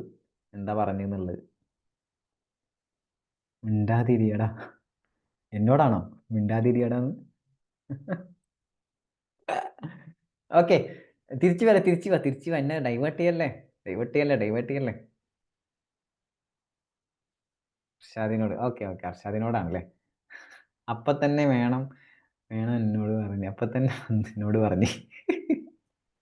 ഓക്കെ, നമുക്ക് തിരിച്ചു വരാം. സോ ഈ ഡ്യൂട്ടീസ് ആക്ച്വലി ഇമ്പോർട്ട് നല്ലതാണോ ചെയ്തതാണോ? ഇമ്പോർട്ട് നല്ലതല്ല. സോ ഡെഫിനറ്റ്ലി ഒരുപാട് ഇമ്പോർട്ട് ഇങ്ങനെ വന്നുകൊണ്ടിരിക്കുകയാണെന്നുണ്ടെങ്കിൽ നമ്മളെ ഫോറിൻ കറൻസി റിസർവ് ഒക്കെ കുറയും. അതുപോലെ തന്നെ നമ്മളെ ഇന്ത്യൻ പ്രൊഡക്റ്റിനെ അത് ദൂഷ്യമായി ബാധിക്കും. സോ അതുകൊണ്ടാണ് ഈ ഡ്യൂട്ടീസ് ഇടുന്നത്. ഡ്യൂട്ടീസ് കൂടിയാൽ എന്താ ഉണ്ടാവുക? ഡെഫിനറ്റ്ലി നമ്മൾ ഇമ്പോർട്ട് ചെയ്യാൻ നിൽക്കില്ല. കാരണം ചിലവ് കൂടുതലല്ലേ. എടാ, ഇമ്പോർട്ട് എന്തുകൊണ്ടാണ് ചെയ്യുന്നത്? വില കുറവിൽ സാധനം കിട്ടുന്നതുകൊണ്ട് ഇമ്പോർട്ട് ചെയ്യുന്നത്. ഇവിടുത്തെ നമ്മളെ ബിസിനസ് മൈൻഡ് ചിന്തിക്ക്. അത് ഒരുപാട് ആൾക്കാർ ഇപ്പം നിങ്ങളെ സൈക്കിളില്ലേ, നമ്മളെ ഇത് ഞാൻ കണ്ടിട്ടുണ്ട്. ഞാൻ കണ്ട സാധനം സൈക്കിള് നമ്മളെ ഈ ഗിയറൊക്കെ ഉള്ള സൈക്കിളില്ലേ, സ്പോർട്സ് സൈക്കിൾ ആക്ച്വലി അതിൻ്റെ കോസ്റ്റ് വരുന്നത് 2000-3000 റുപ്പീസാണ് ഇമ്പോർട്ട് ചെയ്ത് കഴിഞ്ഞാലുള്ള കോസ്റ്റ്. ആൻഡ് ഇവിടെ വിൽക്കുന്നത് എത്ര റുപ്യക്കാണ്? ഭയങ്കര റേറ്റിനാണ് വിൽക്കുന്നത്. That's the business actually. അതാണ് ഇമ്പോർട്ട് ഭയങ്കര ഇതുള്ള ബിസിനസ്സാന്ന് പറയുന്നത്. ഇമ്പോർട്ട് ചെയ്താൽ അത്യാവശ്യം നല്ല എമൗണ്ട് ഓഫ് പൈസ ഉണ്ടാക്കാൻ പറ്റും. അപ്പം ഓവറായിട്ട് ഒരു സാധനം ഇമ്പോർട്ട് ചെയ്തുകൊണ്ട് വന്നു കഴിഞ്ഞാൽ ഇന്ത്യൻ പ്രൊഡക്റ്റ് ഇവിടെ ഒന്നും ആവില്ല. ഇന്ത്യൻ പ്രൊഡക്റ്റിനെ അത് ദൂഷ്യമായിട്ട് ബാധിക്കും. അപ്പോൾ അതുകൊണ്ട് തന്നെ ഇത് തടയാൻ വേണ്ടിയിട്ടാണ് ഈ ഡ്യൂട്ടീസൊക്കെ ഇടുന്നത്. അപ്പോൾ ഓരോ ഡ്യൂട്ടീസിനും ഓരോ പ്രത്യേകതകളുണ്ട്. ഓരോ ഡ്യൂട്ടീസും എല്ലാ ടൈമിലും എല്ലാ ഡ്യൂട്ടീസും ഉണ്ട്. ബേസിക് കസ്റ്റം ഡ്യൂട്ടി എപ്പോഴും ഉണ്ട്. ഡിഫോൾട്ടഡ് ആയിട്ടുള്ളതാണ് ബേസിക് കസ്റ്റം ഡ്യൂട്ടി. അതല്ലാതെ ചില സമയങ്ങളിൽ ചിലപ്പോൾ എന്ത് ചെയ്യേണ്ടി വരും? ഒരു അഡീഷണൽ ഒരു സേഫ് ഗാർഡ് എടുക്കേണ്ടി വരും. ചിലപ്പോൾ അത്രയും പ്രൊഡക്റ്റ് ഇങ്ങനെ വന്നു കഴിഞ്ഞാൽ പ്രശ്നമാണെന്ന് വിചാരിച്ചിട്ട് അഡീഷണൽ സേഫ് ഗാർഡായിട്ട് ഡ്യൂട്ടി ഇടും. അപ്പോൾ അങ്ങനത്തെ ഡ്യൂട്ടീസാണ് നമുക്ക് പഠിക്കാൻ പോകുന്നത്. അപ്പോൾ അതിലൊന്നാണ് പ്രൊട്ടക്റ്റീവ് ഡ്യൂട്ടി. പ്രൊട്ടക്റ്റീവ് ഡ്യൂട്ടി എന്തിനാണ് കൊടുക്കുന്നത്? In order to protect the interest of any industry established in India. ഇന്ത്യയിലെ ഏതെങ്കിലും ഒരു ഇൻഡസ്ട്രീനെ, എസ്റ്റാബ്ലിഷ്ഡ് ആയിട്ടുള്ള ഒരു ഇൻഡസ്ട്രീനെ എന്ത് ചെയ്യാൻ, പ്രൊട്ടക്ട് ചെയ്യാൻ വേണ്ടിയിട്ടാണ് പ്രൊട്ടക്റ്റീവ് ഡ്യൂട്ടി ഇടുന്നതെന്ന് പറയുന്നത്. സെൻട്രൽ ഗവൺമെൻറ് ആണ് ഇമ്പോസ് ചെയ്യുക protective duty on any goods imported into India. On any goods, specifically ഏത് ഗുഡ്സ് എന്നൊന്നുമില്ല. ഏത് ഗുഡ്സ് ആണെങ്കിൽ ഇമ്പോർട്ട് ചെയ്യുമ്പോഴും ഏതെങ്കിലും ഇൻഡസ്ട്രീനെ അത് ബാധിക്കുന്നുണ്ട് തോന്നിക്കഴിഞ്ഞാൽ എന്ത് ചെയ്യും? അപ്പം തന്നെ അത് പ്രൊട്ടക്റ്റീവ് ഡ്യൂട്ടി ഉണ്ടാകും. എത്ര പെർസെൻറ്റേജ് എങ്ങനെയൊന്നും പറയുന്നില്ല, ജസ്റ്റ് ഇത്രേ പറയുന്നുള്ളൂ. പ്രൊട്ടക്റ്റീവ് ഡ്യൂട്ടി ഉണ്ടായിരിക്കും എന്നേ പറയുന്നുള്ളൂ. ഓക്കെ. താരിഫ് കമ്മീഷൻ്റെ റെക്കമെൻഡേഷനോട് കൂടിയിട്ടായിരിക്കും ഇതൊക്കെ ഇടാന്നൊക്കെ പറഞ്ഞിട്ടുണ്ട്. ദെൻ ആ സെക്ഷൻ 6 പഠിച്ചാണ്ട് കസ്റ്റംസ് താരിഫ് ആക്ടിലെ സെക്ഷൻ 6 പ്രൊട്ടക്റ്റീവ് ഡ്യൂട്ടി പറയുന്നത്. Okay, this is not important. Protective duty വെച്ചിട്ട് ഒരു ക്വസ്റ്റ്യൻ ഒന്നും ചോദിക്കാൻ ചാൻസ് ഇല്ല. ഓക്കെ, ആ protect the interest of an industry in establish in India മാത്രം പഠിച്ചാൽ മതി. അടുത്തത് ഇമ്പോർട്ടൻ്റ് ആണ്, കാരണം സേഫ് ഗാർഡ് ഡ്യൂട്ടിയാണ് 7 മാർക്കിന് December 23 ചോദിച്ചത്. സോ അങ്ങനത്തെ ഒരു ക്വസ്റ്റ്യൻ വന്നു കഴിഞ്ഞാൽ എന്ത് ചെയ്യണം, എന്തൊക്കെ എഴുതണം എന്നുള്ളത് നമ്മൾ നോക്കണം. ഓക്കെ. അഗെയിൻ വേണമെങ്കിൽ അവർ റിപ്പീറ്റ് ചെയ്ത് വീണ്ടും ചോദിക്കാം. Safe guard duty explanation. കാരണം ആരും പ്രതീക്ഷിച്ചിട്ടുണ്ടാവില്ല ചിലപ്പോൾ ഈ ചോദ്യം 7 മാർക്കിന് വരുന്നത്. കാരണം എല്ലാവരും പ്രതീക്ഷിച്ചത് വാല്യൂഷൻ ആയിരുന്നു, കസ്റ്റംസിലെ വാല്യൂഷൻ. അതാണ് പറഞ്ഞത്, നമ്മൾ ചിലപ്പോൾ ഒരേ പ്രതീക്ഷിക്കുന്ന ഒരേ ഇതിൽ തന്നെ വരണം. നമ്മൾ അങ്ങനെ പ്രതീക്ഷിച്ചിരിക്കരുത് പേപ്പർ. ഓക്കെ. സോ എന്ത് വന്നാലും അറ്റൻഡ് ചെയ്യാൻ പറ്റുന്ന രീതിയിലായിരിക്കണം നമ്മളുടെ പോക്ക്. അപ്പോൾ പ്രതീക്ഷകൾ അനുസരിച്ച് പോകുമ്പോൾ ആ പ്രതീക്ഷ തെറ്റിക്കഴിഞ്ഞാൽ നമ്മളെ ചിലപ്പോൾ ഇമ്പാക്ട് ചെയ്യും എക്സാമിന്. മനസ്സിലായോ? ഇങ്ങനെ തന്നെ വരണം എന്ന് വിചാരിച്ച് പോകരുത്. അത് മാത്രമാണ് ഉദ്ദേശിച്ചത്. ഓക്കെ. എന്ത് വന്നാലും എഴുതാൻ പറ്റുന്ന രീതിയിൽ അങ്ങനത്തെ സെറ്റ് ഓഫ് മൈൻഡിലാണ് പോകേണ്ടത്. ഇപ്പോൾ ഓരോ ആൾക്കാർ പറയുന്നുണ്ട് MCQ ചേഞ്ച് ആയപ്പോൾ, MCQയുടെ പാറ്റേൺ ഇത് ചേഞ്ച് ആയപ്പം ഇനി എക്സാം പാറ്റേൺ മാറിയിട്ടുണ്ടാവുമോ, എക്സാമിൻ്റെ പാറ്റേൺ ഇനി ഈ രീതിക്കല്ല വേറെ രീതിക്ക് ചോദിക്കുമോ എന്നൊക്കെ പേടി. ഇല്ലേ, കുറേ ആൾക്കാർ ചോദിച്ചിരുന്നു എന്നോട്. അപ്പോൾ MCQവിൻ്റെ ഈ മാറ്റം എക്സാം പേപ്പറിൻ്റെ മോഡിൽ മാറുമെന്ന്. അപ്പം അതിന് ചാൻസ് ഇല്ല. കാരണം ഈ മോഡ് തുടങ്ങിയിട്ട് കഴിഞ്ഞ ഡിസംബറിലാണ് ഈ ഒരു മോഡൽ എത്തിയത്. ഇനി അത് പിന്നെയും മാറ്റാനുള്ള ചാൻസ് തീരെ ഇല്ല. പിന്നെ MQPയിൽ ഓൾറെഡി ഈ മോഡൽ വന്ന്. സോ ഡെഫിനിറ്റ്ലി ആ മോഡൽ തന്നെ ആയിരിക്കും എക്സാമിന്, ആ പാറ്റേൺ തന്നെ ആയിരിക്കും ഉണ്ടാവുക. Okay, that's all. അതാണ് അതിൻ്റെ ഉത്തരം. ഇനി വന്നാൽ തന്നെ എന്ത് ചെയ്യണം? ചെയ്യണം, അത്രേ ഉള്ളൂ. പാറ്റേൺ മാറി വന്നാൽ തന്നെ എന്ത് ചെയ്യണം? അറ്റൻഡ് ചെയ്യണം, അത്രേ ഉള്ളൂ. ഒരേ പാറ്റേൺ തരാമെന്നൊന്നും ഓടി പറഞ്ഞിട്ടൊന്നുമില്ലല്ലോ. Okay. So going to safeguard duty section പഠിച്ച് വെക്കണേ. സേഫ് ഗാർഡ് ഡ്യൂട്ടിൻ്റെ സെക്ഷൻ ഇമ്പോർട്ടൻ്റ് ആണ്. സെക്ഷൻ ഓർത്ത് വെക്കണം. 8B കസ്റ്റംസ് താരിഫ് ആക്ടിൻ്റെ 8Bയിലാണ് സേഫ് ഗാർഡ് ഡ്യൂട്ടി പറയുന്നത്. ഈ സേഫ് ഗാർഡ് ഡ്യൂട്ടിൻ്റെ കണ്ടീഷൻസ് എപ്പോഴാണ് ഇത് ഇമ്പോസ് ചെയ്യുക? Circumstances in which safeguard measures can be imposed. എപ്പോഴൊക്കെയാണ് സേഫ് ഗാർഡ് ഡ്യൂട്ടീസ് ഇമ്പോസ് ചെയ്യുക? വെരി ഇമ്പോർട്ടൻ്റ് ആണ്. ഇതിങ്ങനെ തന്നെ എഴുതണം. Okay, first heading safeguard ഡ്യൂട്ടിയുടെ ക്വസ്റ്റ്യൻ ചോദിച്ചു കഴിഞ്ഞാൽ ഫസ്റ്റ് ഹെഡിങ് ഇതാണ്: circumstances in which safeguard measures can be impose ചെയ്യുന്ന സാഹചര്യങ്ങൾ എപ്പോൾ? Okay. After conducting enquiry central government ആണ്. Can impose the safeguard measures if it is satisfied that. Enquiry നടത്തിയിട്ട് satisfied ആവുകയാണ് എന്ത് ഈ രണ്ട് കാര്യങ്ങൾ. എന്തൊക്കെ? ഒന്ന്, any article is imported into India in increased quantity. ഭയങ്കരമായ ക്വാണ്ടിറ്റിയിൽ ഏതോ ഒരു പ്രൊഡക്റ്റ് ഇന്ത്യയിലോട്ട് ഇമ്പോർട്ട് ചെയ്ത് കൊണ്ടേ നിൽക്കുന്നുണ്ട്. ഓക്കെ, എനി ആർട്ടിക്കിൾ ഉദ്ദേശിച്ച് പ്രൊഡക്റ്റ്, സംതിങ് ഗുഡ്സ് എന്തോ. ഈ നോട്ട് ഗ്രൂപ്പിൽ ഷെയർ ആക്കുക. നോട്ട് ഷെയർ ആക്കാറില്ല ഇപ്പോൾ, ബുക്കായി മാറിയില്ലേ. സോ നോട്ട് ഷെയർ ആക്കാറില്ല, sorry for that. Okay, then such increased importation is causing or threatening to cause serious injury to domestic industry. ആ ഇമ്പോർട്ടേഷൻ, ഇപ്പോൾ ഒരു ആർട്ടിക്കിൾ ഭയങ്കരമായിട്ട് ഇമ്പോർട്ട് ചെയ്തുകൊണ്ട് നിൽക്കുകയാണ് ഇന്ത്യയിലോട്ട്. അത് മാത്രമല്ല ആ ഇമ്പോർട്ട് എന്തായി, ആ ഇൻക്രീസ്ഡ് ഇമ്പോർട്ടേഷൻ എന്തായി, സീരിയസ് ഇഞ്ചറി നടത്തുന്നുണ്ട്. എന്തിന്? നമ്മൾ ഡൊമസ്റ്റിക് ഇന്ത്യയിലെ ഇൻഡസ്ട്രിക്ക് സീരിയസ് ആയിട്ടുള്ള ഒരു ഇഞ്ചറി വരുന്നുണ്ട്. അത്രയും ഡീപ്പായിട്ടുള്ള ഇമ്പോർട്ടേഷനാണ് നടക്കുന്നത്. സോ അതുകൊണ്ട് തന്നെ അത് തടയിടണം. ശരിയല്ലേ? അത്ര ഇമ്പോർട്ട് ഇവിടെ വരണ്ട, അത് തടയിടണം. അപ്പോൾ അതിന് വേണ്ടിയിട്ടാണ് എന്ത് ഇമ്പോസ് ചെയ്യുന്നത്, സേഫ് ഗാർഡ് ഡ്യൂട്ടി ഇമ്പോസ് ചെയ്യുന്നത്. ഈ 2 പോയിന്റ് ഇമ്പോർട്ടൻ്റ് ആണ്. Why safeguard measures? Safeguard duty എന്തിനാണ് സേഫ് ഗാർഡ് ഡ്യൂട്ടി? ഈ 2 പോയിന്റ് ഇമ്പോർട്ടൻ്റ് ആണ്. ഒരു സിമ്പിളാണ്. ഒരു ആർട്ടിക്കിൾ എന്തോ ഇൻക്രീസ്ഡ് ക്വാണ്ടിറ്റിയിൽ ഇമ്പോർട്ടേഷൻ നടക്കുന്നുണ്ട്. അത് ഇമ്പോർട്ടേഷൻ എന്ത് ചെയ്യുന്നുണ്ട്, ഭയങ്കര ത്രെറ്റനിങ് ആവുന്നുണ്ട്. അത് സീരിയസ് ഇഞ്ചുറി എന്ന് തന്നെ എഴുതണം. ഈ പോയിന്റ് ഇമ്പോർട്ടൻ്റ് ആണ്. വെറുതെ ത്രെറ്റനിങ് എന്ന് മാത്രം അല്ലെങ്കിൽ ഇഞ്ചുറി എന്ന് എഴുതിയാൽ പോരാ, സീരിയസ് ഇഞ്ചുറി എന്ന് തന്നെ എഴുതണം. ആ സീരിയസ് ഇഞ്ചുറിക്ക് മാർക്കുണ്ട്. ഇതാണ് ഞാൻ പറയാറില്ലേ, ലോ ലാംഗ്വേജ്. ഇവിടെ ജസ്റ്റ് ഇങ്ങനെ it will threat to the domestic industry എന്ന് എഴുതിയാൽ മാർക്ക് തരില്ല. ത്രെറ്റനിങ് ആവുന്നുണ്ട്, അത് സീരിയസ് ഇഞ്ചുറി ആവുന്നുണ്ടെന്ന് എഴുതിയാലേ മാർക്ക് തരുള്ളൂ. ഇതാണ് തിയറി എഴുതുമ്പോൾ മാർക്ക് കിട്ടാനുള്ള പ്രയാസം എന്ന് പറഞ്ഞില്ലേ. സംഭവം നിങ്ങൾക്ക് അറിയാം, നിങ്ങൾക്ക് അറിയുന്ന രീതിയിൽ എഴുതിയിട്ടുണ്ടാവും, പക്ഷേ പോരാ. They need law language. ലോക്ക് യൂസ് ചെയ്യേണ്ട. ഇപ്പം അതിന് എപ്പോഴും പറയുന്നത്, ഞാൻ ക്ലാസിക് എക്സാമ്പിൾ എപ്പോഴും ഇതിന് പറയാറുണ്ട്. ഓഡിറ്റിലുള്ള ഒരു വേർഡാണ് പ്രൊഫഷണൽ സ്കെപ്റ്റിസിസം. അതിൻ്റെ അർത്ഥം എന്താണെന്ന് അറിയോ? പ്രൊഫഷണൽ സ്കെപ്റ്റിസിസം ഓഡിറ്റിൽ പറയും. അതായത് ഓഡിറ്റർ എപ്പോഴും വിജിലൻ്റ് ആയിരിക്കണം. ഒരു ഡൗട്ട് മൈൻഡിലായിരിക്കണം എപ്പോഴും നമ്മൾ എന്ത് ചെയ്യേണ്ട, ഓഡിറ്റർ ഇരിക്കേണ്ടത്. ഇത് പല രീതിയിൽ എഴുതാം. പ്രൊഫഷണൽ ഇപ്പം ഓഡിറ്റർ പ്രൊഫഷണൽ സ്കെപ്റ്റിസിസം മെയിൻറ്റെയിൻ ചെയ്യണം എന്നാണ് എഴുതേണ്ടത്. ഇത് പല രീതിയിൽ എഴുതാമല്ലോ. ഓഡിറ്റർ ഇങ്ങനെ വിജിലൻ്റ് ആയി നിൽക്കണം, ഓഡിറ്റിൽ ഇങ്ങനെ ചാടി നിൽക്കണം, അങ്ങനെയൊക്കെ പറഞ്ഞിട്ട് എഴുതാം. പക്ഷേ മാർക്ക് കിട്ടൂല. പ്രൊഫഷണൽ സ്കെപ്റ്റിസിസം മെയിൻറ്റെയിൻ ചെയ്യണം എന്ന് എഴുതണം, അപ്പോഴേ മാർക്ക് കിട്ടുള്ളൂ. അതാണ് ആ ലോ ലാംഗ്വേജിൻ്റെ ആ ഒരു വ്യാപ്തി ഭയങ്കരമായിട്ട് വരുന്നത്. ഇപ്പോൾ ബിക്കോസ് ഇത് കൂടുതൽ ഇമ്പാക്റ്റ് ചെയ്യുന്നത് നിങ്ങളുടെ ഫൈനലിലായിരിക്കും. ഇതിൻ്റെ ശരിക്കും ഇമ്പാക്റ്റ് അവിടെ മാർക്ക്, ഈ ലോയിലൊക്കെ മാർക്ക് കിട്ടാൻ കുറച്ച് പ്രയാസമായിരിക്കും. അത്രയും പെർഫെക്റ്റ് ആയിട്ടുള്ള ആൻസേഴ്സ് അത് നിങ്ങൾ എത്തും കേട്ടോ, കുറച്ച് കഴിഞ്ഞാൽ എത്തും. ഈ ആർട്ടിക്കിൾ ഷിപ്പ് അതിനാണ്. അങ്ങനെ വെച്ചാൽ അവിടെ ഈ ലാംഗ്വേജ് കുറേ കണ്ട് റെഡിയാവും. ആർട്ടിക്കിൾ ഷിപ്പിൻ്റെ ഇടയിൽ കട്ടൊക്കെ റെഡിയാവും. നല്ലൊരു ആർട്ടിക്കിൾ ഷിപ്പ് നല്ലൊരു ഫേമില പോകുന്നുണ്ടെങ്കിൽ ഡെഫിനറ്റ്ലി കുറേ ഡ്രാഫ്റ്റിംഗ് ഒക്കെ നമ്മൾ തന്നെ ചെയ്യേണ്ടി വരും. ഇപ്പോൾ ഡ്രാഫ്റ്റിംഗ് ഒക്കെ ഓട്ടോമാറ്റിക്കലി ചെയ്യുമ്പോൾ നമ്മൾ ഡ്രാഫ്റ്റ് ചെയ്തിട്ട് ഈ സീനിയർക്ക് അല്ലെങ്കിൽ ഈ പ്രിൻസിപ്പളിന് കൊണ്ടേ കൊടുക്കുമല്ലോ. അവരിങ്ങനെ വായിച്ചിട്ട് നമ്മളിങ്ങനെ നോക്കൂ. ആ നോട്ടത്തിൽ തന്നെ നമ്മൾ ശരിയാവും. ഓക്കെ, സോ അതാണ് ആർട്ടിക്കിൾഷിപ്പ്. അതാണ് ഞാൻ പറയുന്നത് എപ്പോഴും. ആർട്ടിക്കിൾഷിപ്പ് ഈസ് അവിടെ നിങ്ങൾ ഒന്ന് മൗൾഡ് ആവാനുണ്ട്. ഒന്ന് ഈ ഇങ്ങനെ ഒന്ന് മൗൾഡ്, ഇങ്ങനെ ഒരു പിഞ്ഞിതാവില്ല, ഇങ്ങനെ ഷെയ്പ്പ് ആവാനുണ്ട്. ആ ഷെയ്പ്പ് ശരിക്കും ആവും. ഓക്കെ, ഫേം ഓർ കമ്പനി ഏതും കുഴപ്പമില്ല. I think firm is better. എന്ന് വെച്ചാൽ ഈ CA ഫേം ആണ് ബെറ്റർ. ഈ മൗൾഡ് ആവാൻ ഏറ്റവും ബെറ്റർ CA ഫേം ആണ്. ഈസി ആയിട്ടുള്ള ആർട്ടിക്കിൾഷിപ്പ് കമ്പനി ആയിരിക്കും. And with much payment also company ആയിരിക്കും ബെറ്റർ. സ്റ്റൈപ്പൻ്റ് ഒക്കെ അധികം ഉണ്ടാവുക കമ്പനിയിലായിരിക്കും. ഫേം ആകുമ്പോൾ ഡെഫിനറ്റ്ലി സ്റ്റൈപ്പൻ്റ് ഉണ്ടാവില്ല, പട്ടിപ്പണി ഉണ്ടാവും. പക്ഷെ ആ പട്ടിപ്പണി വേണം എന്നാണ് എൻ്റെ പേഴ്സണൽ ഒപ്പീനിയൻ. നിങ്ങളെ ഇഷ്ടമാണ്. ഓക്കെ, അടുത്തത് ബോൾഡാവും. അതന്നെ സാനിയ പറഞ്ഞ പോലെ ബോൾഡാവും. നമ്മളൊന്ന് എന്ന് വെച്ചാൽ നമുക്കൊരു ഫൈൻ ഡിസിഷൻസ് എടുക്കാനൊക്കെ ഉള്ളൊരു ക്യാപ്പബിലിറ്റിയിലോട്ട് എത്തും. അതാണ് ഏറ്റവും വലിയ അതിൻ്റെ പോയിന്റ്. ഓക്കെ, നമ്മൾ തന്നെ ഒരു സെൽഫ് കോൺഫിഡൻസ് എന്ന് പറയില്ലേ, ആ സാധനം കണ്ട് കിട്ടും. കാരണം കുറേ ചീത്തൊക്കെ കേൾക്കുമ്പോൾ ഓട്ടോമാറ്റിക്കലി അതൊക്കെ ഒരു വേറെ വർക്ക് പഠിക്കുക, ചീത്ത കേൾക്കുക, അതൊക്കെ ഒരു സ്പോർട്സ്മാൻ സ്പിരിറ്റിൽ എടുക്കണം, അത്രേ ഉള്ളൂ. Okay.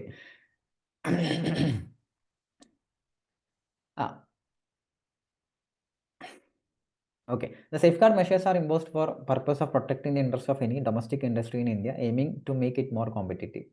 So domestic industry protect ചെയ്യാൻ വേണ്ടിയിട്ടാണ് അല്ലേ. നമ്മളെ ഇൻഡസ്ട്രി പ്രൊട്ടക്ട് ചെയ്യാതെ വെറുതെ ഇമ്പോർട്ട് ചെയ്തിട്ട് ഇപ്പം എന്താ കാര്യം, നമ്മൾ ഇൻഡസ്ട്രീനെ ബാധിച്ചിട്ട് കാര്യമില്ല. ഓക്കെ, സോ ഈ പോയിന്റ്സ് ആണ് ഇവിടെ വേണ്ടത്. ഇത്രയെങ്കിലും വേണം ഫസ്റ്റ് കേസ്. അടുത്ത് ഇതില്ലെങ്കിലും കുഴപ്പമില്ല. പിന്നെ exemption from safe guard measures, ഇത് ഇങ്ങനെ തന്നെ ഹെഡിങ് വെച്ച് കൊടുക്കണം. കാരണം സേഫ് ഗാർഡ് ഡ്യൂട്ടിയിൽ എക്സംഷൻ വരുന്നുണ്ട്. അതായത് സേഫ് ഗാർഡ് ഡ്യൂട്ടി എക്സംപ്റ്റ് ചെയ്യപ്പെടും താഴെ പറഞ്ഞ കാറ്റഗറിയിലുള്ള ഏതെങ്കിലും വരികയാണെന്നുണ്ടെങ്കിൽ. എന്താണ് പറയുന്നത്, ഈ ഡെവലപ്പിംഗ് കൺട്രിയിൽ നിന്ന് നമ്മൾ ഇമ്പോർട്ട് ചെയ്യാന്നുണ്ടെങ്കിൽ, ഡെവലപ്ഡ് കൺട്രി ഉണ്ട്, ഡെവലപ്പിംഗ് കൺട്രി ഉണ്ട് അല്ലേ, അൺഡെവലപ്ഡ് കൺട്രി ഉണ്ട് അല്ലേ. അതിൽ നമ്മളേതാ, ഇന്ത്യയൊക്കെ ഡെവലപ്പിംഗ് കൺട്രിയാണ്. അപ്പം ഡെവലപ്പിംഗ് കൺട്രിയിൽ നിന്നാണ് ആർട്ടിക്കിൾസ് ഒറിജിനേറ്റ് ചെയ്യുന്നത്, അതായത് ഇമ്പോർട്ട് ചെയ്യുന്നത്. ആർട്ടിക്കിൾസ് ഇതിൻ്റെ ക്വസ്റ്റ്യൻ വരുമോ? ക്വസ്റ്റ്യൻ ഇങ്ങനെ എന്താ വെച്ചാൽ ഇതിൻ്റെ ഒരു പ്രോബ്ലം ക്വസ്റ്റ്യൻ നമ്മൾ ചെയ്യും, സാമ്പിൾ പ്രോബ്ലം അഥവാ വന്നു കഴിഞ്ഞാൽ ഒരു ടൈപ്പ് പ്രോബ്ലം നമ്മൾ ലാസ്റ്റ് ചെയ്യും. പിന്നെ ഒരു തിയറി ക്വസ്റ്റ്യനാണ് ഇതിൽ നിന്ന് വരാനുള്ള ചാൻസ്. ഞാൻ പറഞ്ഞ പോലെ ഈ രീതിക്ക് ഇങ്ങനെ എഴുതി പോകണം. Articles originating from developing country, so long as the share of import of that article from that country does not exceed 3% of the total imports of that article into India. ഇപ്പോൾ എന്ത് 3യും 9ഉം കണക്ക് ആ കമൻറ്റ് പറഞ്ഞ പോലെ, അതായത് developing കൺട്രിയിൽ നിന്നാണ് എന്ത് ചെയ്യുന്നത്, നമ്മൾ ഈ ആർട്ടിക്കിൾസ് ഒറിജിനേറ്റ് ചെയ്യുന്നത്, അതായത് നമ്മൾ ഇമ്പോർട്ട് ചെയ്യുന്നത്. ടോട്ടൽ ഇമ്പോർട്ട്സിൻ്റെ 3%-ൻ്റെ താഴെയാണ് ആ ഇമ്പോർട്ട്സ്. ആ ഡെവലപ്പിംഗ് കൺട്രിയിൽ നിന്ന് നമ്മൾ ഇമ്പോർട്ട് ചെയ്യുന്ന ഈ പ്രൊഡക്റ്റ് ഇല്ലേ, ടോട്ടൽ ഇമ്പോർട്ട്സ്, ആ പ്രൊഡക്റ്റിൻ്റെ ടോട്ടൽ, ആ ആർട്ടിക്കിളിൻ്റെ ടോട്ടൽ ഇമ്പോർട്ട്സിൻ്റെ 3% താഴെ ഞാൻ ഇമ്പോർട്ട് ചെയ്യുന്നുള്ളൂ ആ ഡെവലപ്പിംഗ് കൺട്രിയിൽ നിന്ന്. അപ്പോൾ ഡെഫിനറ്റ്ലി എനിക്ക് എന്ത് വരില്ല, സേഫ് ഗാർഡ് ഡ്യൂട്ടി വരില്ല എന്നാണ് പറയുന്നത്. അപ്പോൾ ഞാൻ ഇമ്പോർട്ട് ചെയ്തിട്ട് ഇപ്പോൾ ടോട്ടൽ ഇമ്പോർട്ട് ഉണ്ടല്ലോ, ആ പ്രൊഡക്റ്റിൻ്റെ ടോട്ടൽ ഇമ്പോർട്ടിൻ്റെ 3%-ൻ്റെയും താഴെയാണ് എന്ത് ചെയ്യുന്നത്, ഞാൻ ഇമ്പോർട്ട് ചെയ്തിട്ടുള്ളത്. അത് ഇമ്പോർട്ട് ചെയ്യുന്നത് എവിടുന്ന, ഡെവലപ്പിംഗ് കൺട്രിയിൽ നിന്നാണ്. അങ്ങനെയാണെന്നുണ്ടെങ്കിൽ എനിക്ക് എന്ത് വരില്ല, സേഫ് ഗാർഡ് ഡ്യൂട്ടി വരില്ല. ഇനി മോർ ദാൻ 1 ഡെവലപ്പിംഗ് കൺട്രി ഉണ്ടെങ്കിലോ, ഞാൻ ഒരു ഡെവലപ്പിംഗ് കൺട്രിയിൽ നിന്നല്ല, മോർ ദാൻ 1 ഡെവലപ്പിംഗ് കൺട്രിയിൽ നിന്ന് ആർട്ടിക്കിൾ ഇമ്പോർട്ട് ചെയ്യുന്നുണ്ട്. പല കൺട്രീസ് ഞാൻ ആർട്ടിക്കിൾ ഇമ്പോർട്ട് ചെയ്യുന്നുണ്ട്. അങ്ങനെയാണെങ്കിൽ എന്ത് ചെയ്യണം, so articles originating from more than 1 developing country, so long as the aggregate of import from developing countries each with less than 3%. അതായത് ഓരോന്നും 3% താഴെ ആയിരിക്കണം. ഇനി ടുഗദർ എടുത്ത് നോക്കിക്കഴിഞ്ഞാൽ എന്തായിരിക്കണം, 9% കൂടാനും പാടില്ല. സോ ഈച്ച് 3% താഴെ, ടുഗദർ 9%-ൻ്റെ താഴെ ആയിരിക്കണം. സോ 2 ക്രൈറ്റീരിയയും ഓക്കെ ആണെങ്കിൽ സേഫ് ഗാർഡ് മെഷേഴ്സ് അല്ലെങ്കിൽ സേഫ് ഗാർഡ് ഡ്യൂട്ടി വെക്കാതിരിക്കുള്ളൂ. ഓക്കെ, ഈ പോയിന്റ്സ് വെരി ഇമ്പോർട്ടൻ്റ് ആണ്. ഇത് വേണമെങ്കിൽ അവിടെ ചോദിക്കാം, നമ്മളെ സേഫ് ഗാർഡ് ഡ്യൂട്ടിയുടെ ഒരു ഫുൾ ക്വസ്റ്റ്യൻ 7 മാർക്കിൻ്റെ ക്വസ്റ്റ്യനിൽ ഇത് ഇൻക്ലൂഡ് ചെയ്യണം. അത് മാത്രമല്ല, ഇത് വേണമെങ്കിൽ ഇവിടെ മാത്രം ചോദിക്കാം, MCQയിൽ മാത്രം ചോദിക്കാം. സോ ഈ 3, 9 കണക്ക് വേണമെങ്കിൽ ഒരു പ്രോബ്ലം ചോദിക്കട്ടെ, ഡ്രാഫ്റ്റ് ചെയ്യാൻ പറ്റും. വേണമെങ്കിൽ വിചാരിച്ച് കഴിഞ്ഞാൽ ഒരു പ്രോബ്ലം ഡ്രാഫ്റ്റ് ചെയ്യാം, പ്രോബ്ലം നമ്മൾ ചെയ്യും. ചെറിയൊരു പ്രോബ്ലം ആയിരിക്കും, പക്ഷേ അങ്ങനെ ഒരു 7 മാർക്കിൻ്റെ ഒരു പ്രോബ്ലം വരാനുള്ള ഒരു കണ്ടന്റ് ഇതിലില്ല, അതുകൊണ്ട് പറഞ്ഞത്. പക്ഷെ വേണമെങ്കിൽ നമ്മൾ ഈ വാല്യൂഷനിൽ ഇങ്ങനെ ഒരു സാധനം എഴുതി ചേർക്കാം കൂടുതൽ. വേണമെങ്കിൽ ഇങ്ങനെ ഒരു പോയിന്റ് ഇടാം, അങ്ങനത്തെ ഒരു ക്വസ്റ്റ്യൻ നമ്മൾ ചെയ്യും. അങ്ങനെ ഒരു പോയിന്റ് ഇട്ടിട്ടുള്ളൊരു ക്വസ്റ്റ്യൻ നമ്മൾ ചെയ്യും. സോ നമ്മൾ ലെഫ്റ്റ് ആൻഡ് റൈറ്റ് ഏത് രീതിയിൽ ക്വസ്റ്റ്യൻ വന്നാലും ചെയ്യാൻ പറ്റുന്ന രീതിയിൽ നമ്മൾ സജ്ജരാവണം. അങ്ങനെ നമ്മൾ സജ്ജരാക്കി തരും ഞാൻ, അതാണ് ഞാൻ. ഓക്കെ, കയ്യടിക്കടാ. ഓക്കെ അതെ ഓക്കെ. അപ്പോൾ ഡെവലപ്പിംഗ് കൺട്രീൻ്റെ കേസ് ഞാൻ പറഞ്ഞ്. നെക്സ്റ്റ് ആർക്കാണ് എക്സംപ്റ്റ് ചെയ്തിട്ടുള്ളത് എന്നുള്ളത്, import by 100% EOU or units in special economics ആണ്. ഈ സെസ്സിലുള്ള യൂണിറ്റ്സോ എക്സ്പോർട്ട് ഓറിയൻറ്റഡ് യൂണിറ്റ്സോ 100% ചോദിച്ചു വാങ്ങുന്നു. അല്ല, അതല്ല ഇപ്പം നിങ്ങൾ തരണില്ലല്ലോ.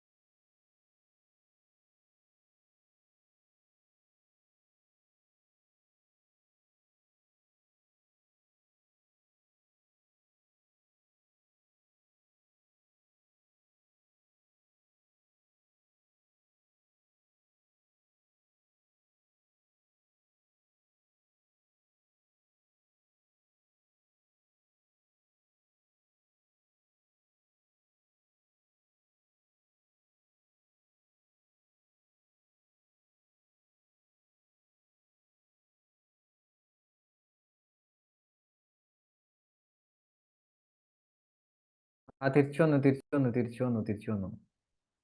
ഓക്കെ. ജസ്റ്റ് ഒന്ന് നെറ്റ് കട്ടായതാ. ഓക്കെ അല്ലടാ, കേൾക്കുന്നില്ലടാ?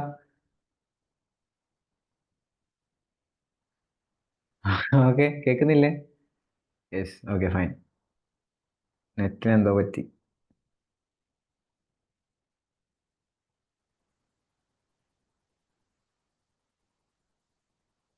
1 സെക്കൻഡ്.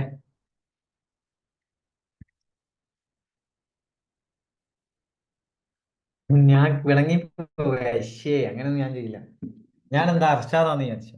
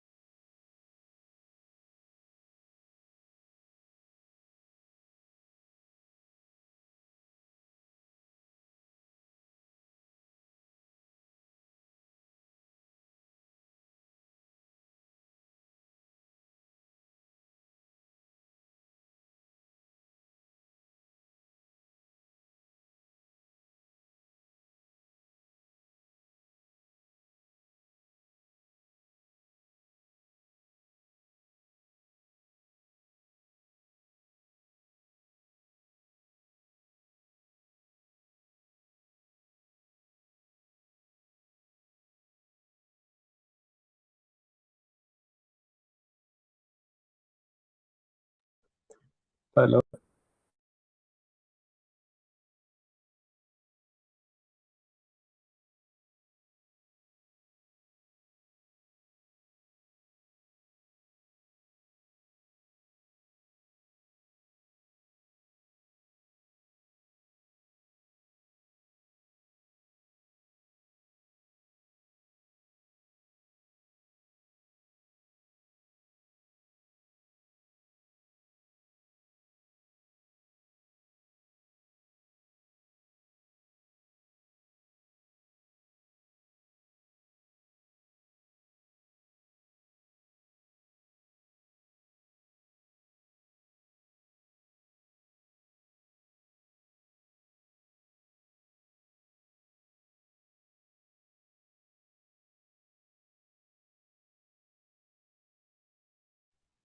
ഞാൻ തിരിച്ചു വന്നു നിങ്ങൾ ഫുള്ള് അവിടെ ചാറ്റിംഗ് ആണല്ലേ. ഇനി അങ്ങനെ ഉണ്ടാവില്ല എന്ന് വിശ്വസിക്കാം. നെറ്റ്വർക്ക് പെട്ടെന്ന് പോയി, എല്ലാം റെഡി ആയി വരികയാണ്, പെട്ടെന്ന് നെറ്റ്വർക്ക് പോയി. ഇന്ന് എന്തെങ്കിലും ഒരു പ്രശ്നമുണ്ടോ? ഓക്കെ, അതിനാണ് ക്ലാസ് എടുക്കുന്നത്. ഓ ഓക്കെ, ലെറ്റ്സ് റീസ്റ്റാർട്ട്.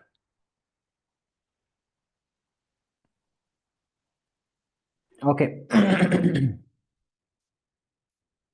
അപ്പോൾ നമ്മൾ പറഞ്ഞിരുന്നത് ഈ സേഫ് ഗാർഡ് മെഷേഴ്സ് 100% EOU അതേപോലെ സെസ്സിന് അപ്ലിക്കബിൾ അല്ല എന്ന് നമ്മൾ പറഞ്ഞിരുന്നു അല്ലേ, എന്നല്ല നമ്മൾ പറഞ്ഞ്. അപ്പോൾ അവർക്ക് ചില കേസിൽ അപ്ലിക്കബിൾ ആവും. ഏതാണ് ആ കേസ്? ചില കേസിൽ അപ്ലിക്കബിൾ ആവും. എപ്പോഴാന്ന് വെച്ച് കഴിഞ്ഞാൽ സ്പെസിഫിക്കലി ഗവൺമെൻറ് അപ്ലിക്കബിൾ ആക്കുകയാണ് അവർക്ക്. എന്നുവെച്ചാൽ പറയുകയാണ് ആ സെസ്സിന് നിർബന്ധമായിട്ടും എന്ത് വരണം, സേഫ് ഗാർഡ് ഡ്യൂട്ടി വരണം എന്ന് നിർബന്ധമാക്കി. അല്ലെങ്കിൽ ദ ആർട്ടിക്കിൾ ഇമ്പോർട്ടൻസ് ചെയ്തർ cleared as such into a DTA എന്ന് പറഞ്ഞാൽ domestic tariff area or used in the manufacture of any goods that are clear to, അതായത് സെസ് അല്ലാത്ത സ്ഥലം. അപ്പോൾ ഡൊമസ്റ്റിക് താരിഫ് ഏരിയ സെസ് അല്ലേ ഫ്രീ ആയിട്ടുള്ള, duty free ആയിട്ടുള്ള സ്ഥലം. അതല്ലാത്ത ഏരിയയിലോട്ട് എന്ന് വെച്ചാൽ താരിഫ് ഏരിയ എന്ന് പറഞ്ഞു കഴിഞ്ഞാൽ ഉദ്ദേശിക്കുന്നതാണ് ഡ്യൂട്ടി ഉള്ള മറ്റൊരു സ്ഥലത്തേക്ക് എന്ത് ചെയ്തു, നോർമൽ സ്ഥലം. ഇപ്പോൾ സെസ്സിലോട്ട് ഇമ്പോർട്ട് ചെയ്തിട്ട് പുറത്തോട്ട് കൊണ്ടുപോയി, കള്ളത്തരല്ലേ? സെസ്സിലോട്ട് കൊണ്ടുവന്നിട്ട് എന്ത് ചെയ്ത് പുറത്തോട്ട് കൊണ്ടുപോയി, കള്ളത്തരല്ലേ? അല്ലേ? Deemed export. അപ്പോൾ എന്നുവെച്ചാൽ സെസ്സിലോട്ട് ഇമ്പോർട്ട് ചെയ്ത് എന്നിട്ട് പിന്നെ എന്ത് ചെയ്ത് അത് എവിടെ കൊണ്ടുവന്ന് അതർ ഏരിയയിലോട്ട് കൊണ്ടുവന്ന്. അപ്പോൾ സെസ്സിലോട്ട് കൊണ്ടുവരുമ്പോൾ ഡ്യൂട്ടി ഇല്ലല്ലോ, സേഫ് ഗാർഡ് ഡ്യൂട്ടി ഇല്ലാതെ കൊണ്ടുവന്ന് എന്നിട്ട് അത് ക്ലിയർ ചെയ്ത് കൊടുക്കുക പുറത്തോട്ട്. കള്ളത്തരല്ലേ? സമ്മതിക്കൂല, കള്ളത്തരമാണ്. അപ്പം എന്ത് ചെയ്ത് അങ്ങനെ എന്തെങ്കിലും ക്ലിയർ ടു DTA അല്ലെങ്കിൽ ആ യൂസ് ചെയ്യുന്നത് DTAയിൽ മാനുഫാക്ചർ ചെയ്യാൻ വേണ്ടിയിട്ടൊക്കെ എന്നുണ്ടെങ്കിൽ സേഫ് ഗാർഡ് മെഷേഴ്സ് തിരിച്ചു വരും. എന്താ വെച്ചാൽ ഡ്യൂട്ടി കൊണ്ടുവരും. ഇതും എഴുതണം. 7 മാർക്ക് ക്വസ്റ്റ്യൻ ആണെങ്കിൽ ഈ സംഭവം എഴുതണം. ഇതൊക്കെ എക്സ്ട്രാ മാർക്ക് കിട്ടും, ഇതൊക്കെ എഴുതി കഴിഞ്ഞാൽ. എക്സ്ട്രാ മാർക്ക് എന്ന് പറഞ്ഞു കഴിഞ്ഞാൽ നിങ്ങൾ സേഫ് ഗാർഡ് ഡ്യൂട്ടി എന്താണെന്ന് മാത്രം എഴുതി കഴിഞ്ഞിട്ട് മാർക്ക് കിട്ടൂല, അതാ ഉദ്ദേശിച്ചത്. Next, safeguard duty duration എത്രയാണ്? 4 വർഷം. ഇമ്പോസ് ചെയ്ത് കഴിഞ്ഞാൽ 4 വർഷത്തിന് അത് ഇംപ്ലിമെൻറ്റഡ് ആയിട്ട് അവിടെ ഉണ്ടാവും. 4 വർഷം. ഇത് ഇമ്പോർട്ടൻ്റ് ആണ്. MCQ മാക്സിമം 10 വർഷം ഒക്കെ പഠിച്ചിട്ടുണ്ടല്ലേ. ഓക്കെ, ഇത് എത്ര വരെ ഉണ്ടാവും? Restricted to 10 years. Further extend ചെയ്യാൻ പറ്റും, പക്ഷേ മാക്സിമം 10 ഇയേഴ്സ് വരെ എക്സ്റ്റെൻഡ് ചെയ്യാൻ പറ്റുള്ളൂ. അതിനപ്പുറത്തേക്ക് എക്സ്റ്റെൻഡ് ചെയ്യാൻ പറ്റില്ല. ടോട്ടൽ പീരീഡ് ആണ്, ടോട്ടൽ 10 ഇയേഴ്സ്. അതായത് 6 വർഷം കൂടി എക്സ്റ്റെൻഡ് ചെയ്യാം. 4 വർഷം കഴിഞ്ഞ് ഒരു 6 വർഷം കൂടി എക്സ്റ്റെൻഡ് ചെയ്യാം. ടോട്ടൽ 10 ഇയേഴ്സിൻ്റെ മുകളിൽ വരാൻ പാടില്ല. ഇതും ഇമ്പോർട്ടൻ്റ് ആണ്. MCQ മാത്രമല്ല, എഴുതി കൊടുക്കുമ്പോൾ ഇത് നമ്മൾ എഴുതണം. സേഫ് ഗാർഡ് മെഷേഴ്സിൻ്റെ, സേഫ് ഗാർഡ് ഡ്യൂട്ടിയുടെ കാര്യം പറയുമ്പോൾ. പിന്നത്തെ ഒരു കാര്യം എന്ന് വെച്ചാൽ പ്രൊവിഷണൽ അസസ്മെൻറ്റ്. ജസ്റ്റ് ഒന്ന് പറയാം, ഞാൻ വായിക്കുന്നില്ല. അതെന്ന് വെച്ച് കഴിഞ്ഞാൽ ഇപ്പം ഗവൺമെൻറ്റിന് തോന്നുകയാണ് ഇത് ഇമ്പോസ് ചെയ്യണോ വേണ്ടേ എന്നുള്ളൊരു അങ്ങോട്ടും ഇങ്ങോട്ടായി നിൽക്കുകയാണ്. അപ്പം പ്രൊവിഷണൽ ഇതിലെന്ത് ചെയ്യും, നിങ്ങൾ പ്രൊവിഷണൽ രജിസ്ട്രേഷൻ ഒക്കെ കേട്ടിട്ടില്ലേ? നിങ്ങളെ ICMA ICAയിലൊക്കെ അങ്ങനെ രജിസ്ട്രേഷൻ ഉണ്ടല്ലോ, CAയിൽ പ്രൊവിഷണൽ രജിസ്ട്രേഷൻ ആയിട്ട് ഇടും ഒക്കെ ഉള്ള. എന്തോ നമ്മൾ എന്തൊക്കെ മീറ്റ് ചെയ്തില്ലെങ്കിൽ CMA ഒക്കെ ഉണ്ടാകുന്നറിയില്ല, CAയിലൊക്കെ ഉണ്ട്. എന്തോ ചില ക്രൈറ്റീരിയസ് മീറ്റ് ചെയ്തിട്ടില്ലെങ്കിൽ പ്രൊവിഷണൽ രജിസ്ട്രേഷൻ ആയിട്ട് നമുക്ക് എന്ത് ചെയ്യാൻ പറ്റും, എക്സാം എഴുതാൻ പറ്റും. അതേപോലെ പ്രൊവിഷണലായിട്ട് എന്ത് ചെയ്യും, ഇമ്പോസ് ചെയ്യും. അപ്പോൾ താൽക്കാലികമായിട്ട് ഇമ്പോസ് ചെയ്തിട്ട് പിന്നെ എന്ത് ചെയ്യുന്നത് വെച്ച് കഴിഞ്ഞാൽ പിന്നെ ഇവർ തീരുമാനിക്കും വേണോ വേണ്ടേ എന്നുള്ളത്. അപ്പോൾ പ്രൊവിഷണലായിട്ട് എത്ര പീരീഡ് വരെ പറ്റുള്ളൂ? 200 ദിവസം വരെ. അത് കഴിഞ്ഞാൽ പിന്നെ നോർമൽ ആക്കണം. അപ്പോൾ 200 ദിവസം വരെ നോക്കും. എന്നിട്ട് ഇവർ തീരുമാനിക്കുകയാണെങ്കിൽ ഇത് വേണ്ട, ഇങ്ങനെ സേഫ് ഗാർഡ് ഡ്യൂട്ടീൻ്റെ ആവശ്യം ഉണ്ടായിരുന്നില്ല എന്ന് പിന്നീട് അവർ ഇത് ത്രെട്ട് ഒന്നും ഉണ്ടാവുന്നില്ല, അല്ലെങ്കിൽ അങ്ങനത്തെ പ്രശ്നങ്ങൾ, സീരിയസ് ഇഞ്ചുറി ഒന്നും വരുന്നില്ല എന്ന് ഇവർക്ക് തോന്നുകയാണെങ്കിൽ അതുവരെ കളക്ട് ചെയ്ത സേഫ് ഗാർഡ് ഡ്യൂട്ടി എന്ത് ചെയ്യും, തിരിച്ച് റീഫണ്ട് കൊടുക്കും. Safe guard duty collected shall be refund. Refund safe guard duty collected shall be refund.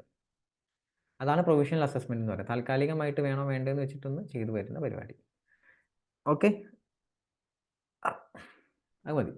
Safe guard duty, that's enough for safeguard duty. Next countervailing ഡ്യൂട്ടിയാണ്. അപ്പോൾ safe guard ഡ്യൂട്ടിനെ കുറിച്ച് പറയുമ്പോൾ ഞാനിപ്പോൾ പറഞ്ഞ ഇത്രയും പോയിന്റ്സ് നിങ്ങൾ എന്ത് ചെയ്യണം, എഴുതണം. 7 മാർക്ക് ക്വസ്റ്റ്യൻ ആണെങ്കിൽ ഈ പറഞ്ഞ അതിൽ ഏറ്റവും ഇമ്പോർട്ടൻറ്റ് ഫസ്റ്റുള്ള ഈ സാധനങ്ങൾ തന്നെ. ഇത് വരാത്തത് എപ്പോൾ എക്സംഷൻ, ഇത് രണ്ടും ഉണ്ടെങ്കിൽ തന്നെ ഏകദേശം 5 മാർക്ക് കിട്ടും. ബാക്കി അഡീഷണലും കൂടി എഴുതി കൊടുക്കുക. 4ഉം 10ഉം ആ കണക്കൊക്കെ എഴുതി കൊടുക്കുകയാണെങ്കിൽ 6, 6.5, 7 കിട്ടിയാൽ കിട്ടി. Okay. Next countervailing duty on subsidised articles. Section 9ലാണ് കൗണ്ടർ വെയിലിംഗ് ഡ്യൂട്ടി പറയുന്നത്. ഇതിനും കാരണങ്ങളുണ്ട്. വെറുതെ കൗണ്ടർ വെയിലിംഗ് ഡ്യൂട്ടി ഇടൂല. There will be a reason. Condition to impose. എന്തൊക്കെ കണ്ടീഷൻസ് ആണല്ലേ? Any country or territory pays or grants.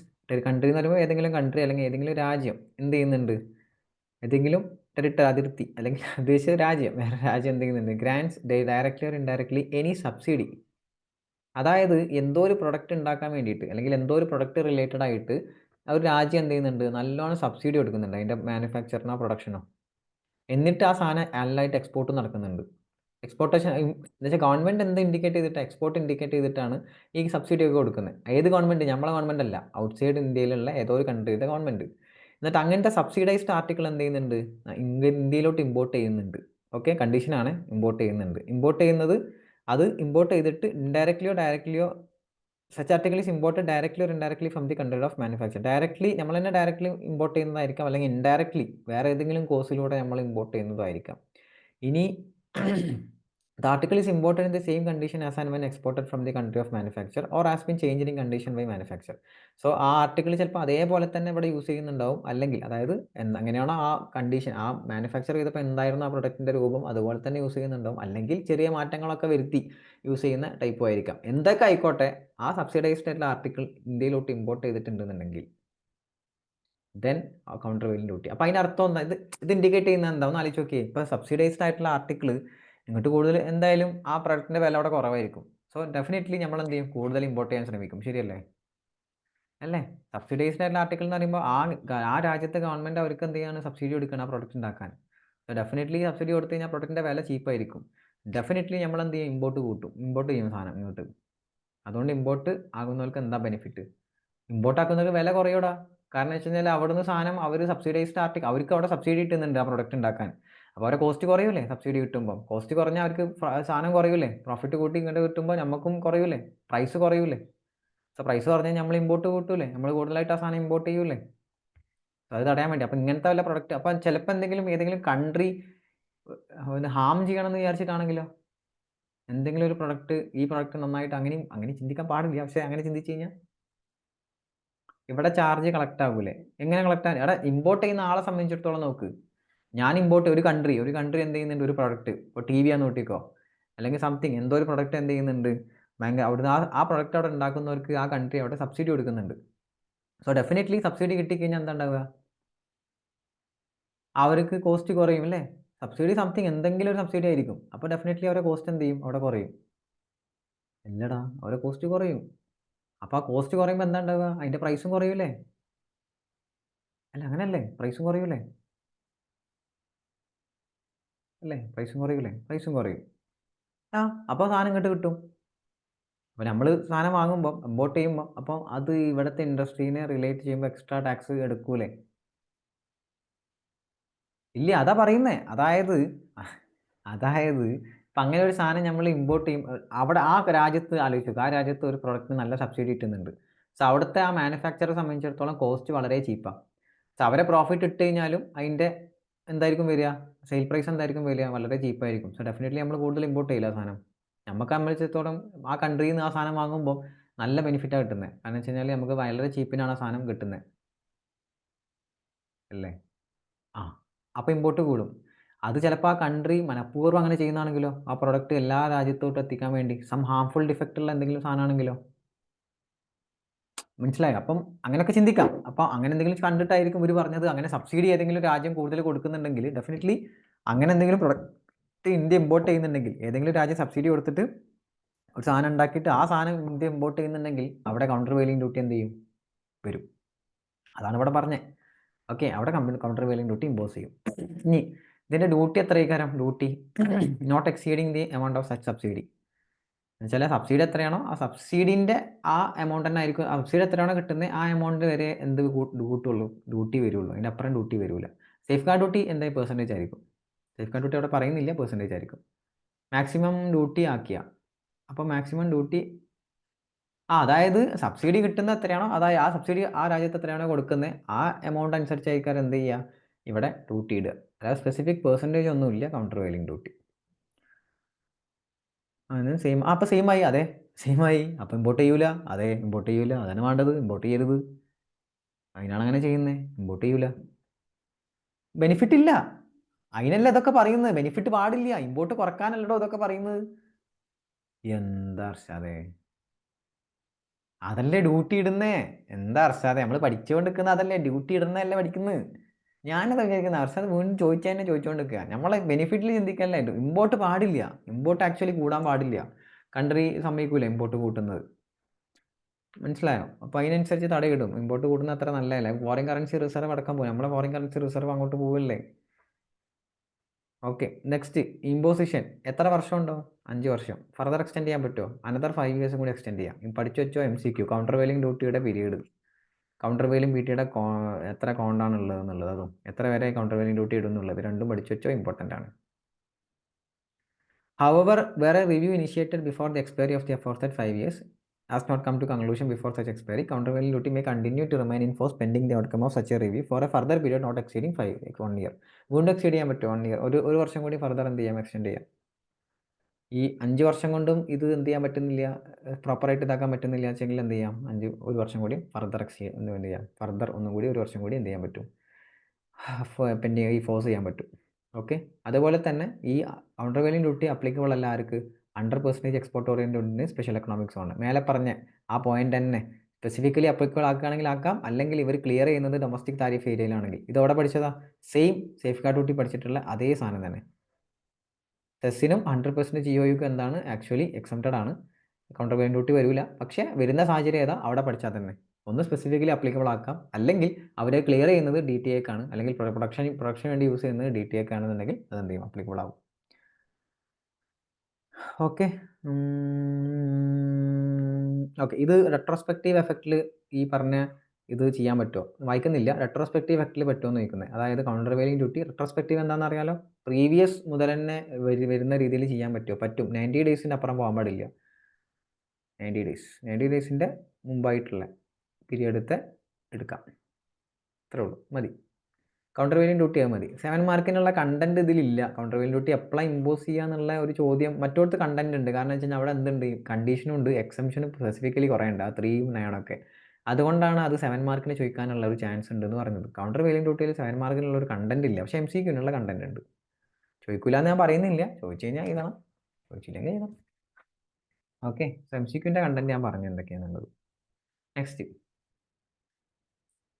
Anti dumping duty. Last duty anti dumping duty. ഇത് കഴിഞ്ഞാൽ നമുക്ക് ക്വസ്റ്റ്യൻ ചെയ്യാം. ആൻറ്റി ഡംപിങ് ഡ്യൂട്ടി, ഈ dumping എന്നൊരു സാധനമുണ്ട്. ഡംപിങ് എന്ന് പറഞ്ഞു കഴിഞ്ഞാൽ ഒരു സാധനം അതാ ഭയങ്കര ചീപ്പായിട്ടാണ് കൊടുക്കുന്നത്. അതിൻ്റെ വില ഭയങ്കര ചീപ്പായിട്ടാണ് കൊടുക്കുന്നത്. അതായത് നോർമൽ പ്രൈസിനേക്കാളും ഫെയർ പ്രൈസിനേക്കാളും താഴത്താണ് അതിൻ്റെ സാധനം സാധനം കൊടുക്കുന്നത് ആ കൺട്രി. So definitely നല്ലതല്ലല്ലോ. അതിന് ഡംപിങ് എന്നാണ് പറയുക. ഡംപിങ് ഒരു പ്രൊഡക്റ്റ് ഭയങ്കരമായിട്ട് ഡംപ് ചെയ്യുക എന്നുള്ള രീതിയിൽ നോർമൽ വാല്യൂവിനേക്കാളും ബൾക്ക് എന്ന് പറയാൻ പറ്റില്ല. ഇതിന് ബൾക്കല്ല. ഒരു കൺട്രി എക്സ്പോർട്ട് ചെയ്യുന്നത് അനദർ കൺട്രിയിലിട്ട് price lower than is normal value. ഒരു മാർക്കറ്റിൽ അതിനൊരു വാല്യൂ ഉണ്ട്. ആ വാല്യൂവിനേക്കാളും കുറച്ചിട്ടാണ് എന്ത് ചെയ്യുന്നത്, ഇവർ സാധനം കൊടുക്കുന്നത്. സോ ആ പ്രൊഡക്റ്റ് ഭയങ്കരമായിട്ട് ഡംപ് ചെയ്യുന്ന പോലെയല്ലേ ഈ കൺട്രിയിൽ നിന്ന് ആ കൺട്രിയിലോട്ട്, അല്ലേ? ഇപ്പോൾ ഒരു അൺഫെയർ ട്രേഡ് പ്രാക്ടീസാണ്. ശരിക്കും അങ്ങനെ ചെയ്യാൻ പാടില്ല. അൺഫെയർ ആണ്. കാരണം വെച്ചാൽ മാർക്കറ്റിൽ മൊത്തം എഫക്റ്റ് ചെയ്യില്ലേ, ആ പ്രൊഡക്റ്റ് വിൽക്കുന്ന ഒരുപാട് ആൾക്കാർക്ക് അത് എഫക്റ്റ് ചെയ്യും. സോ അങ്ങനെ എന്ത് ചെയ്യും, നമ്മളെ കൺട്രി എന്ത് ചെയ്യും, ഒരു ആൻറ്റി ഡംപിങ് ഇടും, ഡ്യൂട്ടി ഇടും. അതായത് അങ്ങനെ ഡംപിങ് ചെയ്ത് വരുന്ന സാധനം അല്ലേ. അപ്പം നമ്മൾ ഡെഫിനറ്റ്ലി ജിയോ അതൊരു സ്ട്രാറ്റജി എന്ന് പറയാം. ഇത് നമ്മൾ ഇമ്പോർട്ട് എക്സ്പോർട്ടാണ് ചിന്തിക്കും പറയുന്നത് കേട്ടോ. അപ്പോൾ അവിടെ നിന്ന് ഇമ്പോർട്ട് ചെയ്യുമ്പോൾ ഒരു ബൾക്കായിട്ട് നമ്മൾ ഈ കൺട്രിയിൽ നിന്നുള്ള ഇമ്പോർട്ട് ശരിക്കും സൂക്ഷിക്കണം. കാരണം വെച്ച് കഴിഞ്ഞാൽ അങ്ങനെ ഉണ്ട്. ഓരോ കൺട്രീസിൽ നിന്നുള്ള ഇമ്പോർട്ട് ഭയങ്കരമായിട്ട് സൂക്ഷിക്കേണ്ട സാധനം തന്നെയാണ്. അപ്പോൾ കൂടുതലായിട്ടൊരു പ്രൊഡക്റ്റ് ഭയങ്കരമായിട്ടൊരു കൺട്രി വേറൊരു കൺട്രിയിലോട്ട് ഭയങ്കരമായിട്ട് പ്രോത്സാഹിപ്പിക്കുന്നുണ്ടെന്നുണ്ടെങ്കിൽ അതിൻ്റെ മുന്നിൽ വേറെ എന്തെങ്കിലും ലക്ഷ്യങ്ങളുണ്ടെങ്കിലോ, മനസ്സിലായോ? അങ്ങനെ വിചാരിച്ചിട്ടായിരിക്കാം ഇവർ ഇങ്ങനെ ഒരു സംഭവങ്ങളൊക്കെ ഇടുന്നത്. അപ്പോൾ ആൻറ്റി ഡംപിങ് ഡ്യൂട്ടി ഇടുന്ന പറയുന്നത്. ഇതൊന്നും വേണ്ട. ഇവിടെ കണ്ടീഷൻ ടു ഇമ്പോസ്. എപ്പോഴത് condition? any article is exported by an exporter or producer from any country or territory to India as less than its normal value. Normal വാല്യൂക്കാളും കുറച്ചിട്ടാണ് എന്ത് ചെയ്യുന്നത്, സാധനം എക്സ്പോർട്ട് ചെയ്യുന്നത്. Such article is important to India. അത് ഇന്ത്യയിലോട്ട് എന്ത് ചെയ്യുന്നുണ്ട്, ഇമ്പോർട്ടും ചെയ്യുന്നുണ്ട്. ദെൻ ആൻറ്റി ഡംപിങ് ഡ്യൂട്ടിയുടെ amount of duty, quantum of duty എത്രയാണോ, ആ മാർജിൻ ഓഫ് ഡംപിങ് എത്രയാണോ അത്, അതായത് normal value minus export price. നമ്മൾ സബ്സിഡി പറഞ്ഞ പോലെ തന്നെ, സബ്സിഡി ആയിരുന്നല്ലോ അവിടെ ഡ്യൂട്ടി എടുത്തിരുന്നത്. ആൻറ്റി ഡംപിങ് ഡ്യൂട്ടിയുടെ ഈ പറഞ്ഞ normal value minus export price ആയിരിക്കും അതിൻ്റെ ഡ്യൂട്ടി ചെയ്യുന്നത്, പെർസെൻറ്റേജ് അല്ല ആൻറ്റി ഡംപിങ് ഡ്യൂട്ടി ചാർജ് ചെയ്യുന്നത്. സോ എക്സ്പോർട്ട് പ്രൈസ് ഇത് ക്വസ്റ്റ്യൻ ബേസിൽ ഇതിനൊരു ക്വസ്റ്റ്യൻ ആയിരുന്നു കഴിഞ്ഞ MQPയിൽ ചോദിച്ചത്. ചെയ്തോന്ന് അറിയില്ല, ആരെങ്കിലും ചെയ്തിരുന്നോ? MQPയിൽ ഈ ഒരു ക്വസ്റ്റ്യൻ ഉണ്ടായിരുന്നു. ഞാൻ ക്വസ്റ്റ്യൻ ചലഞ്ചിൽ ഈ ക്വസ്റ്റ്യൻ ഇട്ടിന്ന് തോന്നുന്നു. ക്വസ്റ്റ്യൻ ചലഞ്ച് ഫസ്റ്റിൽ MQPയിൽ ആൻറ്റി ഡംപിങ് ഡ്യൂട്ടിയുടെ ഒരു ക്വസ്റ്റ്യൻ. MQP 1 2 1 തോന്നുന്നു. 1 MQP 1 ഇതേ ആൻറ്റി ഡംപിങ് ഡ്യൂട്ടി. കാരണം വെച്ചാൽ അത് വരാൻ ചാൻസ് ഉണ്ട് ഇപ്രാവശ്യം. എനിക്ക് തോന്നുന്നു വരുന്നില്ലെങ്കിൽ ഞാൻ ഒന്നും ചെയ്യരുത്, ചിലപ്പം വരും. ഓക്കെ. സോ ഇവിടെ കുറച്ച് തിയറി പറയുന്നുണ്ട്. ഈ എക്സ്പോർട്ട് പ്രൈസ് നിങ്ങൾക്ക് കിട്ടിയില്ല, ഈ എക്സ്പോർട്ട് പ്രൈസ് ക്വസ്റ്റിന് തരും. ജനറലി ഇത് പ്രാക്ടിക്കൽ ക്വസ്റ്റ്യൻ ആണെങ്കിൽ ക്വസ്റ്റ്യനിൽ അത് തരും, കണ്ടുപിടിക്കാനൊന്നും പറയില്ല. പക്ഷേ തിയററ്റിക്കലി ഈ എക്സ്പോർട്ട് പ്രൈസ് എന്ന് പറഞ്ഞാൽ എന്താ എടുക്കണ്ടേ, അത് എന്താ ഉദ്ദേശിക്കുന്നതെന്ന് ചോദിക്കുന്നുണ്ട്. അപ്പം എന്താണ് ആ എക്സ്പോർട്ടഡ് കൺട്രിയിൽ നിന്ന് ഈ എത്രയാണോ എക്സ്പോർട്ട് ചെയ്യുന്ന ആ പൈസ, അത് അല്ലേ എക്സ്പോർട്ട് പ്രൈസ് എന്ന് പറഞ്ഞു കഴിഞ്ഞാൽ ആ പൈസ കുറച്ചിട്ടുള്ള സാധനമല്ലേ, മാർജിൻ കഴിഞ്ഞിട്ടുള്ള, അതായത് നോർമൽ വാല്യൂനേക്കാളും താഴെയുള്ള പ്രൈസിനെയാണ് എക്സ്പോർട്ട് പ്രൈസ് എന്ന് പറയാം. യഥാർത്ഥത്തിൽ നമുക്ക് കിട്ടിയ വില, അതാണ് എക്സ്പോർട്ട് പ്രൈസ്. ഇനി അതല്ല, അത് കിട്ടില്ല എന്നുണ്ടെന്നുണ്ടെങ്കിൽ വേറെ ബേസിൽ എടുക്കാനൊക്കെ പറയുന്നത്. എന്താണോ ആ എക്സ്പോർട്ടറും ഇയാളും തമ്മിലുള്ള, തേർഡ് പാർട്ടി തമ്മിലുള്ള അറേഞ്ച്മെൻറ്റിൽ, അങ്ങനെ നമുക്ക് ഇമ്പോർട്ടൻ്റ് അല്ല. Just you can pause and read it, എങ്ങനെയാണ് വരിക എന്നുള്ളത്. എക്സ്പോർട്ട് പ്രൈസ് എടുക്കാനുള്ള ഇതിപ്പോൾ കാൽക്കുലേറ്റ് ചെയ്യാൻ എക്സ്പോർട്ട് പ്രൈസ് വേണ്ടേ, തന്നില്ലെങ്കിലോ ഇല്ലെങ്കിലോ എന്നുള്ള ആവശ്യിക്കുന്നത്, അതെങ്ങനെ കണ്ടെത്താന്നുള്ളത്. അതേപോലെ തന്നെ നോർമൽ വാല്യൂ എങ്ങനെ കണ്ടെത്താന്ന് അടുത്ത്. നോർമൽ വാല്യൂ സാധാരണ എന്താണ്, ഓർഡിനറി കോസ്റ്റ് ഓഫ് ബിസിനസ്സിലെ സാധനം എത്രയാണോ അതിൻ്റെ ഫെയർ പ്രൈസ് എത്രയാണോ അതാണ്. ഇനി അങ്ങനെ ഒരു മാർക്കറ്റ് ഇല്ലാച്ചാൽ എന്ത് ചെയ്യും എന്നുള്ളതാണ് അടുത്ത ചോദ്യം. മാർക്കറ്റിൽ അങ്ങനെ ഒരു മാർക്കറ്റ് ഇല്ല, ആ പ്രൊഡക്റ്റിന് പ്രത്യേക മാർക്കറ്റ് ഇല്ല, അല്ലെങ്കിൽ അത് അവൈലബിൾ അല്ല, തീരെ കിട്ടുന്നില്ല. അങ്ങനത്തെ കേസാണെങ്കിൽ എന്ത് ചെയ്യും? അപ്പോൾ അതിനുള്ളൊക്കെ ഉത്തരമാണ് ഇവിടെ പറയുന്നത്. പക്കാ തിയറിയാണ്, നോർമൽ വാല്യൂ എങ്ങനെ എടുക്കാമെന്ന് വരും. പക്ഷേ നമ്മളെ പ്രാക്ടിക്കൽ പെർസ്പെക്റ്റീവിൽ വരുമ്പോൾ നോർമൽ വാല്യൂ ഇതൊക്കെ തരും, പ്രത്യേകിച്ച് നമ്മൾ കണ്ടെത്തേണ്ട ആവശ്യമൊന്നും ഉണ്ടാവില്ല. Okay, can just pause and read it. ഇനി ഇതിൻ്റെ ഡ്യൂറേഷൻ, ആൻറ്റി ഡംപിങ് ഡ്യൂട്ടി എത്ര കാലമാണ് ഇടുക? Shall be in force four 5 years. 5 വർഷമായിരിക്കും ഉണ്ടാവുക. ഓക്കെ, 5 വർഷമായിരിക്കും അതിൻ്റെ ഡ്യൂറേഷൻ ഉണ്ടാവുക. ഫർദർ എക്സ്റ്റെൻഡ് ചെയ്യാൻ പറ്റുമോ? യെസ്, ഫർദർ ഒരു 5 year കൂടി എക്സ്റ്റെൻഡ് ചെയ്യാം. ഓക്കെ, ആൻറ്റി ഡംപിങ് ഡ്യൂട്ടി വേണമെങ്കിൽ ഫർദർ, ഈ ഫർദർ എക്സ്റ്റൻഷനും ഈ ഡ്യൂറേഷനും പഠിച്ചു വെച്ചാൽ മതി from MCQ perspective. Okay, next ഇതിൽ ആൻറ്റി ഡംപിങ് ഡ്യൂട്ടി വരാത്ത കേസ് ഏതൊക്കെയാണ്? 100% EOയും സെസ് അവർക്ക് മാത്രം വരില്ല. പക്ഷേ വരും എപ്പോൾ? സ്പെസിഫിക്കലി അപ്ലിക്കബിൾ ആക്കുകയാണെങ്കിൽ either clear to domestic tariff area. അപ്പോൾ ഈ പോയിന്റ് അതാ എല്ലായിടത്തും സെയിമാണ്. ഈ സെസ്സിൻ്റെയും 100% EOൻ്റെയും പോയിന്റ് എല്ലായിടത്തും സെയിം ആണ്. ഓക്കെ, നെക്സ്റ്റ് ഇത് വേണ്ട. Refund of anti dumping duty കിട്ടും, ഓർഡർ ഈ പ്രോപ്പറായിട്ട് ഡംപിങ് വന്നിട്ടില്ല എന്നൊക്കെ കണ്ടെത്തി കഴിഞ്ഞാൽ, അങ്ങനെ കഴിഞ്ഞാൽ കിട്ടും, വേണ്ട. നെക്സ്റ്റ് ഈ ഒരു സാധനം അറിയാം, ഇതും വേണ്ട, മേലത്തും വേണ്ട. No levy section. ഇതിലൊരു പോയിന്റ് ഉണ്ട് കേട്ടോ, അതിലൊരു പോയിന്റ് ഉണ്ട് ഇമ്പോർട്ടൻ്റ് ആയത്, ഞാൻ വിട്ടുന്നില്ലേ അത് പറയാം.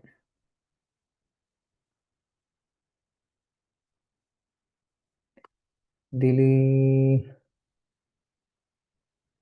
രണ്ടും ഒരുമിച്ച് വരില്ല. അതെ, അതാ, no article shall be subject to both countervailing duty and anti dumping duty to compensate for same situation of dumping or export subsidisation. അതായത് ഒരു പ്രൊഡക്റ്റിന് തന്നെ എന്ത് വരില്ല, countervailing duty anti dumping duty ഒരുമിച്ച് വരില്ല. ഓക്കെ, ഇത് ഓർമ്മിച്ച് വെച്ചോ, രണ്ടും കൂടി വരില്ല എന്നുള്ളത്. MCQ എവിടെയെങ്കിലും ചോദിക്കാൻ വേണമെങ്കിൽ കൗണ്ടർ വെയിലിംഗ് ഡ്യൂട്ടിയും അതേപോലെ തന്നെ ആൻറ്റി ഡംപിങ് ഡ്യൂട്ടിയും കൂടി ഒരുമിച്ച് വരില്ല. Will not be subject to both. Okay, ഇത് നമ്മളുടെ ഫോർമാറ്റ്, കസ്റ്റം ഡ്യൂട്ടി കണ്ടെത്താനുള്ള ഫോർമാറ്റ് ആയിരുന്നു. ഈ അസസബിൾ വാല്യൂകളിൽ വരെയുള്ള ഫോർമാറ്റ് നമ്മൾ ഓൾറെഡി പഠിച്ചിരുന്നു. എവിടെ? വാല്യൂഷനിൽ. അതിന് ശേഷമുള്ള ഫോർമാറ്റ് അവിടെ പറഞ്ഞിട്ടില്ല, പക്ഷേ ഇവിടെ പറയുന്നുണ്ട്. ബേസിക് കസ്റ്റം ഡ്യൂട്ടി SWS കണ്ട് ഇതിൻ്റെ മുകളിൽ ടോട്ടൽ എടുത്ത് ഇതിൻ്റെ മുകളിലാണ് എന്ത് കാണുക, IGST കാണുക. GSTൻ്റെ IGST ഇതിൻ്റെ മുകളിൽ കാണുക, കോമ്പൻസേഷൻ സെസ്സും ഇതിൻ്റെ മുകളിൽ കാണുക. എന്നിട്ടൊക്കെ കൂടി കൂട്ടിയിട്ട് total value of imports, total duty payable. പക്ക ഇതാണ് ഫോർമാറ്റ്. ബേസിക് കസ്റ്റം ഡ്യൂട്ടി മാത്രം വരുന്ന കേസ് ഇട്ടാ, ആൻറ്റി ഡംപിങ് ഡ്യൂട്ടി വരികയാണെങ്കിൽ ഫോർമാറ്റ് മാറും. പക്ഷേ ഇതാണ് ബേസിക് ആയിട്ടുള്ള നമ്മളെ പക്ക ആയിട്ടുള്ള നമ്മുടെ format. Okay, so that's all types of duties. Question ചെയ്ത് കഴിഞ്ഞാൽ നമുക്ക് പോയി ഉറങ്ങാം. ഞാൻ ഉറങ്ങും. നിങ്ങൾ ഉറങ്ങൂല. മാർജിൻ ഓഫ് ഡംപിംഗ് എന്ന് പറഞ്ഞാൽ എന്താ? Difference between dash and dash, export price and normal value അല്ലേ? Okay. Social welfare surcharge leviable on ഏതാ? Basic custom duty. ഇങ്ങനെയൊക്കെ ക്വസ്റ്റ്യൻ 2 മാർക്കിന് ചോദിക്കുമോ? യെസ്, ചോദിക്കും. Next, safeguard duty imposed shall be in force for a period of 5 years അല്ലേ? Further extended to not exceeding 10 years. Answer പറയാൻ time code സാറേ വേണോ? എന്നാൽ ഒരു ക്വസ്റ്റ്യൻ നിങ്ങൾക്ക് തരാം. ഇതിന് ഉത്തരം പറഞ്ഞേ 4ാമത്തെ. ഞാൻ ആൻസർ കാണിച്ചിട്ടില്ല. നിങ്ങൾക്കല്ല സ്ഥലം വേണമെന്ന് പറഞ്ഞത്. പറഞ്ഞോ. Some banks in China are giving interest free loans to its domestic manufacturers for manufacture of at solar panel. This interest free loan would qualify as subsidy for levying countervailing duty under section 9. In India, such interest-free loan is given by public or government bank. Such interest-free loan is given by private banks or their loan without ഞാൻ പറഞ്ഞിട്ടില്ലേ ഇതിൻ്റെ provision ഞാൻ പറഞ്ഞിട്ടില്ല, sorry. ഇത് എന്ന് വെച്ചാൽ ഇപ്പം loan കൊടുക്കുന്നുണ്ടെന്ന് പറഞ്ഞല്ല, അതായത് ഇവിടെ ലോൺ കൊടുക്കുന്നുണ്ട്. ലോൺ കൊടുക്കുന്നത് സബ്സിഡിയാണ്, ആക്ച്വലി കൗണ്ടർ വെയിലിംഗ് ഡ്യൂട്ടിയിൽ സബ്സിഡിയാണ്. പക്ഷേ ആ ലോണ് ആര് കൊടുത്താലാണ് സബ്സിഡി ആവുന്നത്? അത് അവിടുത്തെ ഗവൺമെൻറ് തന്നെ കൊടുക്കണം, അതോ അവിടുത്തെ പ്രൈവറ്റ് കൊടുക്കണം? ആര് കൊടുക്കണം? അവിടുത്തെ ഗവൺമെൻറ് പ്രോത്സാഹിപ്പിക്കണം അതിനെ, പ്രൈവറ്റ് അല്ല, അവിടുത്തെ ഗവൺമെൻറ് പ്രോത്സാഹിപ്പിക്കണം അതിന്. ഓക്കെ, ഗവൺമെൻറ് സബ്സിഡീസ് അവർ കിട്ടണം, അവിടെ ഗവൺമെൻറ് സബ്സിഡീസ് അവർക്ക് കിട്ടണം. അപ്പോൾ ഇവിടെ എ ആണ് ആൻസർ വരെ. Industrial loan given by public or government banks. Government or public bank കൊടുത്താലേ എന്ത് വരുള്ളൂ? പ്രൈവറ്റ് എൻ്റർപ്രൈസസ് കൊടുത്തു കഴിഞ്ഞാൽ വരില്ല. ഓക്കെ, ഇത് ഓർമ്മിച്ച് വെച്ചോ. കുറേ ആൾക്കാർക്ക് ഈ സംഭവം അറിയുന്നുണ്ടാവില്ല, ഈ 4ാമത്തത്. പക്ഷെ നമുക്കതറിയാം. നമ്മളിപ്പോൾ എൻ്റെ ക്ലാസ്സിൽ നിന്ന് നിങ്ങളത് പഠിച്ചു. യു സ്കോർഡ് 2 മാർക്ക്, നിങ്ങൾ 2 മാർക്ക് നേടി.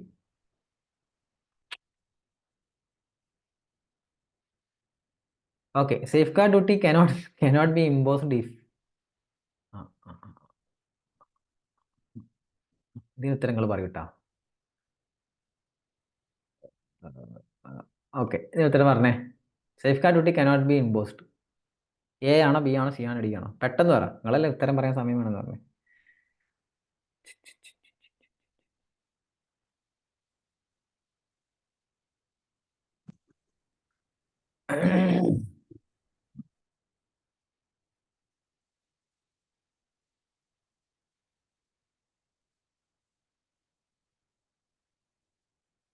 സി.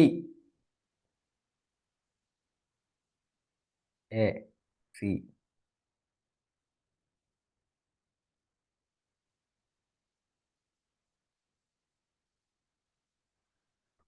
എ.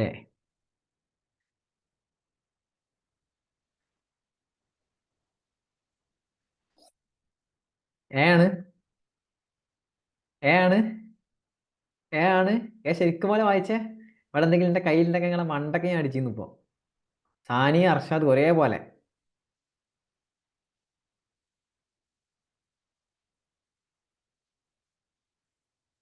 ഇവിടെ നോക്കിയേ, ഇങ്ങനെയൊക്കെയാണ് നിങ്ങൾക്ക് എക്സാമിന് തെറ്റുക. എന്നിട്ട് മാർക്ക് പോയി എന്ന് പറയും. കണ്ടാ, ഇവിടെ ഡെവലപ്ഡ് കൺട്രി അല്ലേ?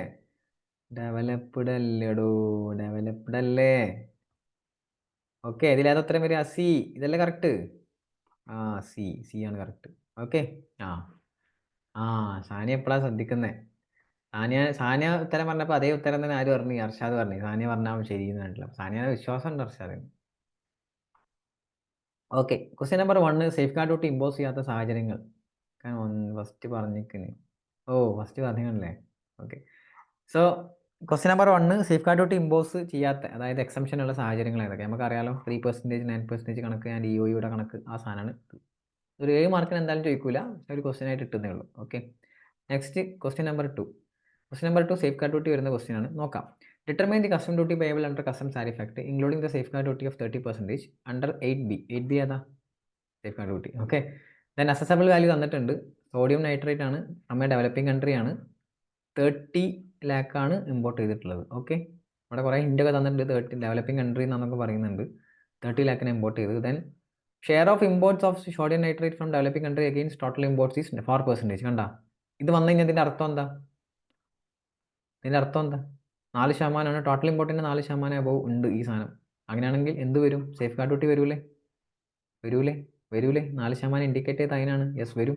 Then basic custom duty 10%, IGST 12%, social welfare surcharge 10%. Ignore GST compensation cess. So assessable value directly തന്നിട്ടില്ലേ ഇവിടെ? യെസ് 30 lakh തന്നിട്ടുണ്ട്. സോ 30 lakhൻ്റെ മുകളിൽ എന്തൊക്കെ ഡ്യൂട്ടീസാണ് വരിക? 30 lakh into 10% B C D വരും. അതിൻ്റെ മുകളിൽ 10% SWS വരും. ദെൻ സേഫ് ഗാർഡ് ഡ്യൂട്ടി 30 എത്ര? സേഫ് ഗാർഡ് ഡ്യൂട്ടി പെർസെൻറ്റേജ് തന്നിട്ടുണ്ട് അവിടെ. യെസ് 30% സേഫ് ഗാർഡ് ഡ്യൂട്ടി തന്നിട്ടുണ്ട്, അതും വരും. Okay, so safe guard duty ഇതിൻ്റെ മുകളിൽ കാൽക്കുലേറ്റ് ചെയ്യേണ്ടത് അസസബിൾ വാല്യൂൻ്റെ മുകളിൽ. ഓക്കെ, ശ്രദ്ധിക്കണേ, ഈ സേഫ് ഗാർഡ് ഡ്യൂട്ടിൻ്റെ മുകളിൽ SWS വരുമോ? ഇല്ല. SWS ഇതിൻ്റെ മുകളിൽ മാത്രമേ വരുള്ളൂ, ബേസിക് അസൻ ഡ്യൂട്ടിൻ്റെ മുകളിൽ മാത്രം. ഓക്കെ, അപ്പോൾ ഈ ഓർഡർ തന്നെ പോകണം. അസസബിൾ വാല്യൂ, അതിനുശേഷം ബേസിക് അസൻ ഡ്യൂട്ടി, അതിൻ്റെ മുകളിൽ SWS, ദെൻ അതിൻ്റെ ശേഷം എന്ത് ചെയ്യുക? SFT, safeguard duty. Okay, ഒക്കെ കൂടി കൂട്ടിയിട്ട് ടോട്ടൽ വാല്യൂ. ഇതെന്തിനായി ടോട്ടൽ വാല്യൂ കണ്ടുപിടിച്ചേ? IGST കാണാൻ. ഇതിൻ്റെ മുകളിൽ IGST 12%. എന്നിട്ട് ടോട്ടൽ കസ്റ്റം ഡ്യൂട്ടി പേബിൾ ഒക്കെ കൂടി കൂട്ടിയിട്ട് ഒരു എമൗണ്ട് കിട്ടി. ഇങ്ങനത്തെ ഒരു ക്വസ്റ്റ്യൻ ഇതുവരെ CMAയിൽ ട്രൈ ചെയ്തിട്ടില്ല. ചോദിച്ചാലോ? വേണമെങ്കിൽ ചോദിക്കാം. കാരണം 7 മാർക്കിനുണ്ട്. കാരണം ട്രൈ ചെയ്യാത്തൊരു ക്വസ്റ്റ്യൻ വേണമെങ്കിൽ ഞാൻ ചോദിച്ചാൽ ആലോചിച്ച് നോക്കില്ലേ, ഇതേ ക്വസ്റ്റ്യൻ ഈ വരുന്ന എക്സാമിലാണ്ട് ചോദിച്ച് അങ്ങനെ ഉണ്ടാവും. ഇതേ ക്വസ്റ്റ്യൻ 7 മാർക്കിന് എമൗണ്ട് മാത്രം മാറ്റിയിട്ട് ചോദിച്ച്.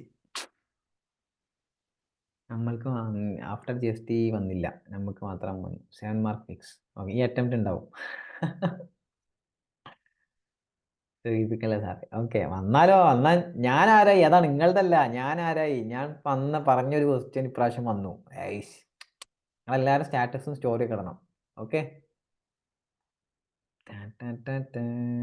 ബാക്ക്ഗ്രൗണ്ട് മ്യൂസിക് ഇടണം. ഓക്കെ, കിങ് ഓഫ് പ്രഡിക്ഷൻ അങ്ങനെയൊന്നും വേണ്ട. ഓക്കെ, ക്വസ്റ്റ്യൻ നമ്പർ 3 പോകാം. മതി. ഇന്ന് ഞാൻ എന്നെ സ്വയം കുറേ പൊക്കുണ്ട്.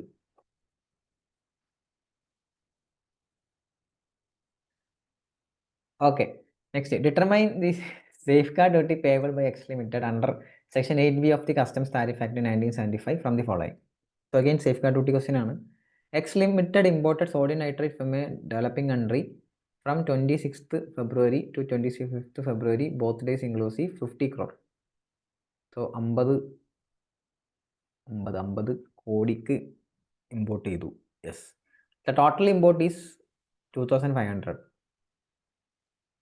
ഇവിടെ വരുമോ സേഫ് ഗാർഡ് ഡ്യൂട്ടി? ഡെവലപ്പിംഗ് കൺട്രിയിൽ നിന്ന് ഇമ്പോർട്ട് ചെയ്ത് 50 കോടിയാണ്. ടോട്ടൽ ഇമ്പോർട്ട് 2500 കോടിയാണ്. സേഫ് ഗാർഡ് ഡ്യൂട്ടി 30% ആണ്. അങ്ങനെ കാണാൻ പറയുന്നു. വരുമോ ഇല്ലയോ? വരൂല.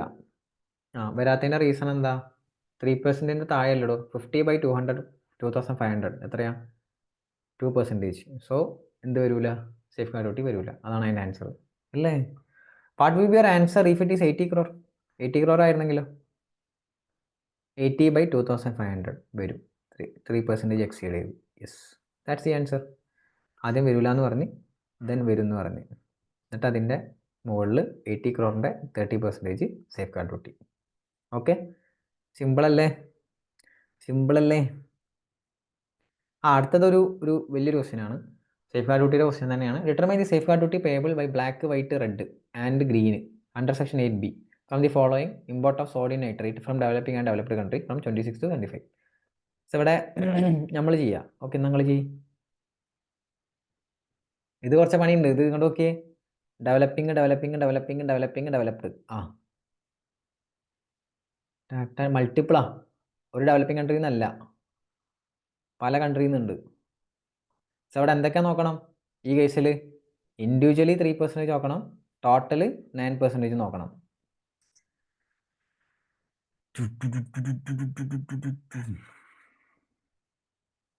ഓക്കെ, 3 മിനിറ്റാ?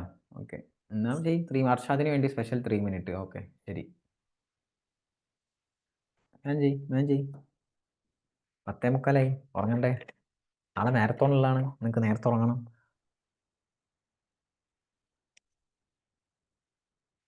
സത്യം പറഞ്ഞാൽ നാളെ ഞാൻ എഴുന്നേൽക്കുന്ന സമയമാണ് മാരത്തോൺ, 9 മണി.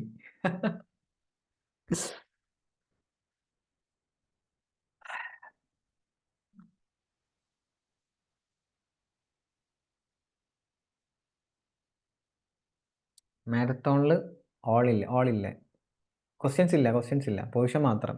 ക്വസ്റ്റ്യൻ ഉണ്ടാവില്ല, ക്വസ്റ്റ്യൻ ഡിസ്കസ് സമയം ഉണ്ടാവില്ലടേ. ഞാനും സാറും ഒരേ വേവ് ലെങ്ത് ആണല്ലോ. യെസ്. രാവിലത്തെ ഉറക്കം അത് വേറൊരു ഇതാണ്. ആ കിടിലം 40 വേറെ ഉണ്ടാവും. യെസ്, കിടിലം 40 വേറെ ഉണ്ടാവും. സെപ്പറേറ്റ് ചെയ്യും.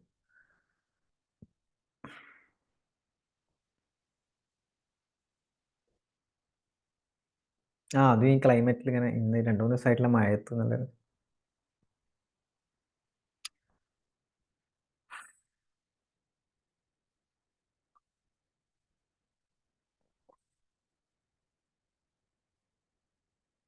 ഓക്കെ നോക്കാം. ആൻസർ നോക്കാം. ടു എക്സീഡ് എന്തൊക്കെ പറയുന്നുണ്ട് അർഷാദ്, നമുക്ക് നോക്കാം. നോക്കിക്കേ, ഓരോന്നിൻ്റെ നോക്കുകയാണ്. ഇത് ഓരോന്നോരോ നോക്കുകയാണേ. ഇവിടെ പറഞ്ഞിട്ടുണ്ട് രണ്ടാമത്തെ എക്സീഡ് അയക്കണമെന്ന് അർഷാദ് പറഞ്ഞിട്ടുണ്ട്. അർഷാദിൻ്റെ കറക്റ്റാണ്. യെസ് ഓരോന്നോരോന്ന് പറഞ്ഞിട്ടുണ്ട്. ഫസ്റ്റത്തെ 2.64 ആണ്, സെക്കൻഡ് 3.44 ആണ്, തേർഡ് 2.08 ആണ്, ആൻഡ് ഫോർത്ത് 2% ആണ്. ഓക്കെ, സോ ഇത് എക്സീഡ് ചെയ്തില്ല. ഡെവലപ്പിംഗ് കൺട്രീന്ന് എക്സീഡ് ചെയ്തു, 3.44 ആയി. അപ്പോൾ പിന്നെ എന്താ ചെയ്യും? എന്ത് വരും? സേഫ് ഗാർഡ് ഡ്യൂട്ടി വരും. 3 എക്സീഡ് ആയില്ലേ, വരും. ഓക്കെ, ഇതിവിടെ ഇൻഡിവിജ്വലി മറ്റേ ഇത് നോക്കിയേ. ഇപ്പോൾ ഇത് എക്സീഡ് ആയി. ഇപ്പോൾ ഇവിടെ ഒരു പോയിന്റ് ഉണ്ട്, ഇവിടെ ഇത് എക്സീഡ് ആയിട്ടുണ്ട്. ഇതിനെന്ത് വരും? സേഫ് ഗാർഡ് ഡ്യൂട്ടി വരും അല്ലേ, SFT വരും. ബാക്കി നോക്കിയേ, ബാക്കിയൊക്കെ 3% താഴെയാണ്. എന്നിട്ട് ഇതൊക്കെ കൂടി കൂട്ടുമ്പോൾ 9% ആവുന്നുണ്ടോ? ഇല്ല. അപ്പോൾ ഇതിന് വരുമോ? ഇല്ല, ഇതിന് മാത്രമേ വരൂ. അങ്ങനെയാണ് എടുക്കേണ്ടത്. ഓക്കെ, മനസ്സിലായോ? ബാക്കി വരൂല. അതെ, ഇവിടെ അങ്ങനെ എടുക്കണം. അതായത് ഇല്ലാത്തതൊക്കെ കൂടി കൂട്ടുമ്പോൾ 9% കൂടാൻ പാടില്ല. അങ്ങനെ ഇല്ലാത്തതൊക്കെ കൂടി കൂട്ടുമ്പോൾ 9% കൂടാൻ പാടില്ല. മനസ്സിലായോ? ഓക്കെ, അങ്ങനൊരു ക്വസ്റ്റ്യൻ വരുമോയെന്ന് അറിയില്ല. ഒരു സേഫ് ഗാർഡ് ഡ്യൂട്ടിനെ പറ്റിയൊരു ക്വസ്റ്റ്യൻ ഇടാൻ തോന്നിക്കഴിഞ്ഞാൽ നമുക്ക് ICMA അല്ലേ, പറയാൻ പറ്റില്ലല്ലോ.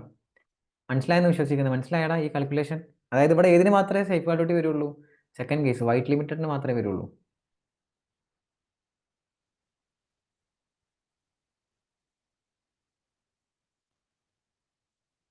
Okay, next question number 5. നമ്മൾ ആൻറ്റി ഡംപിങ് ഡ്യൂട്ടിയിലോട്ട് കിടക്കുകയാണ്. എല്ലാവരും ഉറങ്ങിയോ? നമുക്ക് തോന്നുന്നു എല്ലാവരും ഉറങ്ങിയെന്ന് തോന്നുന്നു. താനിയൊക്കെ പോയോ? നിഷാന പോയോ?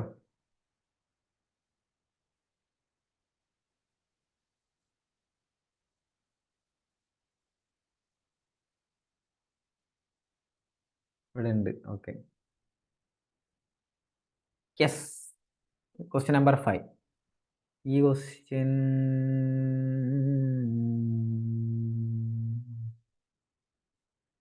നമ്പർ 6 ഉണ്ട്, 5 ഉണ്ട്. 5 and 6 5ഉം 6ഉം കഴിഞ്ഞാൽ കഴിഞ്ഞ് പോവാം. ഓക്കെ, ഈ ക്വസ്റ്റ്യൻ ആയിരുന്നു നിങ്ങളുടെ MQP ഉണ്ടായിരുന്ന question. And I think this question ഈ അറ്റംപ്റ്റിൽ വരും എന്ന് എനിക്ക് തോന്നുന്നു. ഓക്കെ, എൻ്റെ ഒരു തോട്ടാണ്. വന്ന് എ കമ്മോഡിറ്റി ഈസ് ഇമ്പോർട്ടൻ്റ്. കാരണം MQPയിൽ വന്നോണ്ടേ. കാരണം ഇതുവരെ അങ്ങനത്തെ ഒരു ക്വസ്റ്റ്യൻ ഇതുവരെ 2022 സിലബസ് വന്നിട്ടുമില്ല. അപ്പോൾ അതുകൊണ്ടാണ് ഞാൻ പറഞ്ഞത് വന്നാലോ എന്നുള്ളത്. ഓക്കെ, അപ്പോൾ പഠിച്ചിട്ട് വേണം പോകാൻ. A commodity is important to India from a country covered by notification by central government section 9A. 9A ഏതാ? Anti dumping duty. Following particulars are available. CIF value തന്നിട്ടുണ്ട്, $25,000 ആണ്. ഓക്കെ, ക്വാണ്ടിറ്റി ഇമ്പോർട്ട് ചെയ്തിട്ടുള്ളത് 500 kg ആണ്. Exchange rate 60 ആണ്. Basic custom duty CIF value എന്ന് പറഞ്ഞാൽ എന്താ? Accessible value അല്ലേ, cost insurance rate. Then basic custom duty 12% ആണ്. SWS ഉണ്ട് എന്ന് പറയുന്നുണ്ട്. Then, as per the notification, anti-dumping duty will be equal to the difference between cost of commodity calculated at 70 per kg. ഇപ്പോൾ notification അനുസരിച്ച് anti dumping duty ഇവിടെ calculate ചെയ്യുന്നത് ഈ cost of commodity 70 per kg dollar വെച്ച് calculate ചെയ്തിട്ട് and landed value എടുക്കും. കമ്മോഡിറ്റിയുടെ landed value എടുത്തിട്ട് അത് തമ്മിലുള്ള ഡിഫറൻസ് ആണ് എന്ത്? Anti dumping duty. കമ്മോഡിറ്റിയുടെ landed value minus 70 per kg വെച്ചിട്ട് കാൽക്കുലേറ്റ് ചെയ്യും. ഇത് തമ്മിൽ ഡിഫറൻസ് എത്രയാണോ വന്നത് ആ ഡിഫറൻസ് ആയിരിക്കും ആൻറ്റി ഡംപിങ് ഡ്യൂട്ടി ആയിട്ട് ഇടുന്നത്. ഓക്കെ, നമുക്ക് എന്തൊക്കെ കാണണം ഇവിടെ? Appraised liability on account of normal duties കാണണം, സെസ് കാണണം, ആൻറ്റി ഡംപിങ് ഡ്യൂട്ടി കാണണം. Okay, assume that only basic custom duty and SWS are payable. IGST 12%. അതിന് ഇമ്പാക്റ്റ് ഒന്നുമില്ല. നെക്സ്റ്റ്, അപ്പോൾ അസസബിൾ വാല്യൂ നമ്മൾ എന്ത് ചെയ്യണം? ആദ്യം കൺവേർട്ട് ചെയ്യണ്ടേ റുപ്പീസിലോട്ട്. $25,000 അല്ലേ, സോ റുപ്പീസിലോട്ട് കൺവേർട്ട് ചെയ്തു. 60 റുപ്പീസാണ് ഇവിടെ തന്നിട്ടുണ്ട്. $1 = 60. നെക്സ്റ്റ്, കസ്റ്റം ഡ്യൂട്ടി കാണണ്ടേ? 13.2 എങ്ങനെയാണ് വന്നത്? ഇൻക്ലൂഡിങ് SWS ആണ്. സെപ്പറേറ്റ് വേണമെങ്കിൽ കാണിക്കാം. അതായത് 10% കസ്റ്റംസ് ഡ്യൂട്ടിയും നമ്മളെ 10 അല്ല, ഇവിടെ എത്ര 12%? ഓക്കെ, 12%, സോറി, 12% കസ്റ്റംസ് ഡ്യൂട്ടിയും 10% SWS ആണ്. സെപ്പറേറ്റ് എന്ത് ചെയ്യാം, കാണിക്കാം. ഓക്കെ, അങ്ങനെ കാണിച്ചാലും കിട്ടും.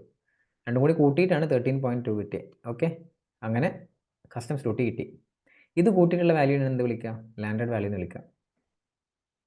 ലാൻഡഡ് വാല്യൂ കസ്റ്റംസ് ഡ്യൂട്ടി വരെ കൂട്ടി. GST അവിടെ കൂട്ടില്ല, കാരണം GST കൂട്ടാത്തതിൻ്റെ റീസൺ എന്താ?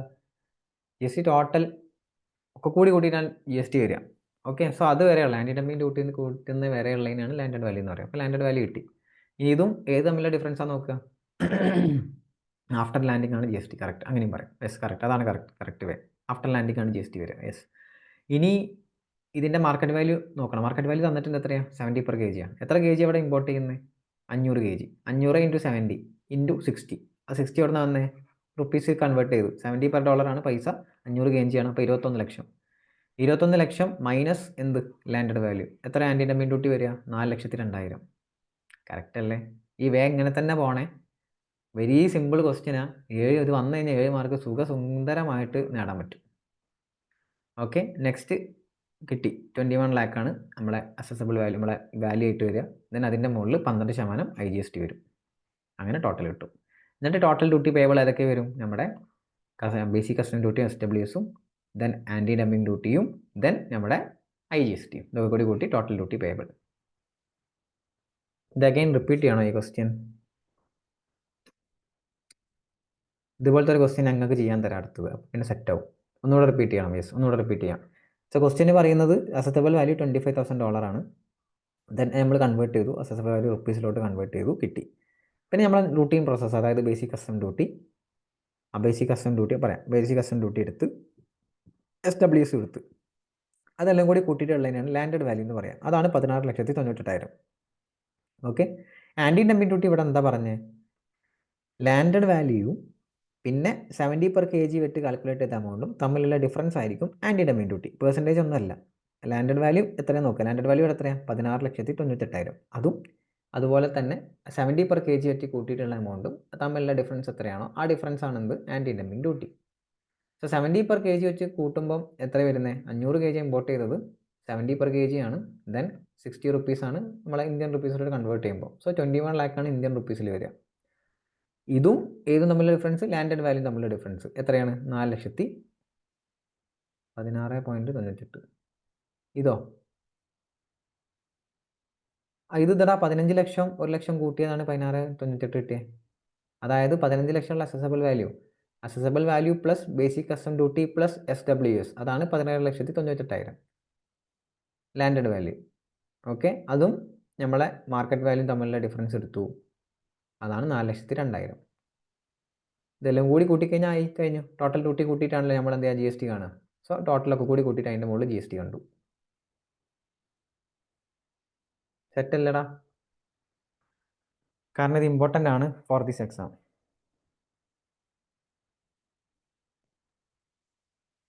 ഒരു ക്വസ്റ്റ്യൻ നിങ്ങൾക്ക് ചെയ്യാൻ തന്നാലോ? ഇപ്പോൾ ചെയ്യാൻ ഈ ക്വസ്റ്റ്യൻ ചെയ്ത് നോക്കാൻ. ഈ ക്വസ്റ്റ്യൻ ആൻസർ ഒന്ന് പറയുമോ? ഓക്കെ, ഈ ക്വസ്റ്റ്യൻ ഒന്ന് ചെയ്ത് നോക്കിയേ. എല്ലാവരും ചെയ്തില്ല, എല്ലാവരും ചെയ്താൽ നന്നായിരിക്കും. എന്നാൽ ഇപ്പോൾ തന്നെ തീർന്നല്ലോ ആ സംഭവം. സെയിം ടൈപ്പ് ക്വസ്റ്റ്യൻ ആണ്. നോക്കി നോക്കുമോ? ശരിക്കും വായിച്ചു നോക്കണേ. റുപ്പീസും ഡോളറൊക്കെ ശരിക്കും നോക്കണേ. ഒന്ന് ചെയ്ത് നോക്കിയിട്ട് ആൻസർ ഒന്ന് നിങ്ങൾ ഇടുമോ? ഇപ്പോൾ ചെയ്ത് നോക്കിയാൽ നമുക്ക് ആ ഡൗട്ട് ഇപ്പോൾ തീർന്ന് സംഭവം തീർന്ന്. നെക്സ്റ്റ് എക്സാമിന് നോക്കിയാൽ മതി.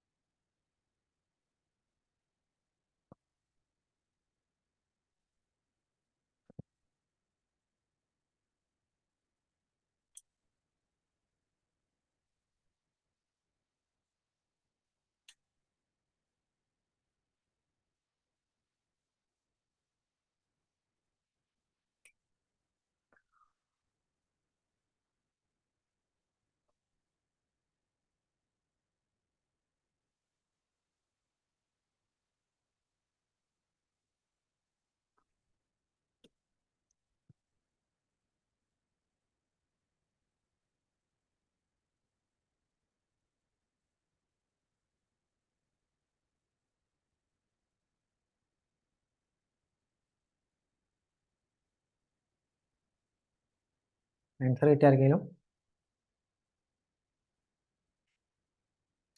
17:43:12. ഒരാളും കൂടി ആൻസർ ചെയ്യട്ടെ, എന്നിട്ട് നമുക്ക് നോക്കാം. ഒരു ആൻസറും കൂടി ഒരാളും കൂടി പറഞ്ഞു കഴിഞ്ഞാൽ നമുക്ക് നോക്കാം.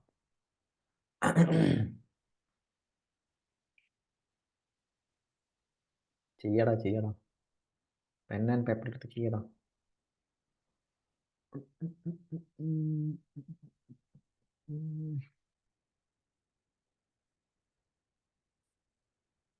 ടോട്ടൽ ഡ്യൂട്ടി പേയബിൾ പറഞ്ഞാൽ മതി. യെസ്, ടോട്ടൽ ഡ്യൂട്ടി പേയബിൾ പറഞ്ഞാൽ മതി. അല്ലെങ്കിൽ ഈ ബി സി ഡി എത്ര, ആൻറ്റി ഡംപിങ് ഡ്യൂട്ടി എത്ര, IGST അങ്ങനെയും പറയാം. 40:12:50. ഓക്കെ, ടോട്ടൽ ഡ്യൂട്ടി പറയോ അർഷാദെ?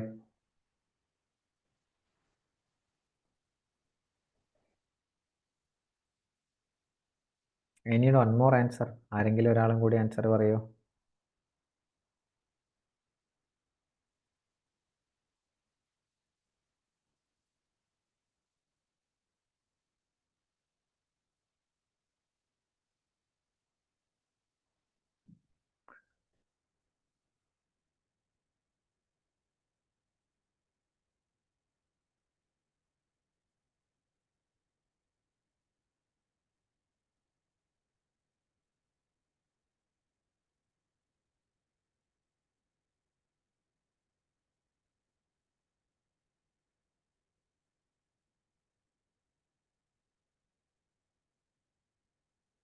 ഓക്കെ, ഫർഹാൻ 40:12:50. ഓക്കെ, 2 ആൻസർ കിട്ടിയിട്ടുണ്ട്. നോക്കാം ബാക്കിയുള്ളവർ ചെയ്യണോ എന്താണെന്ന് അറിയില്ല, നമുക്ക് നോക്കാം.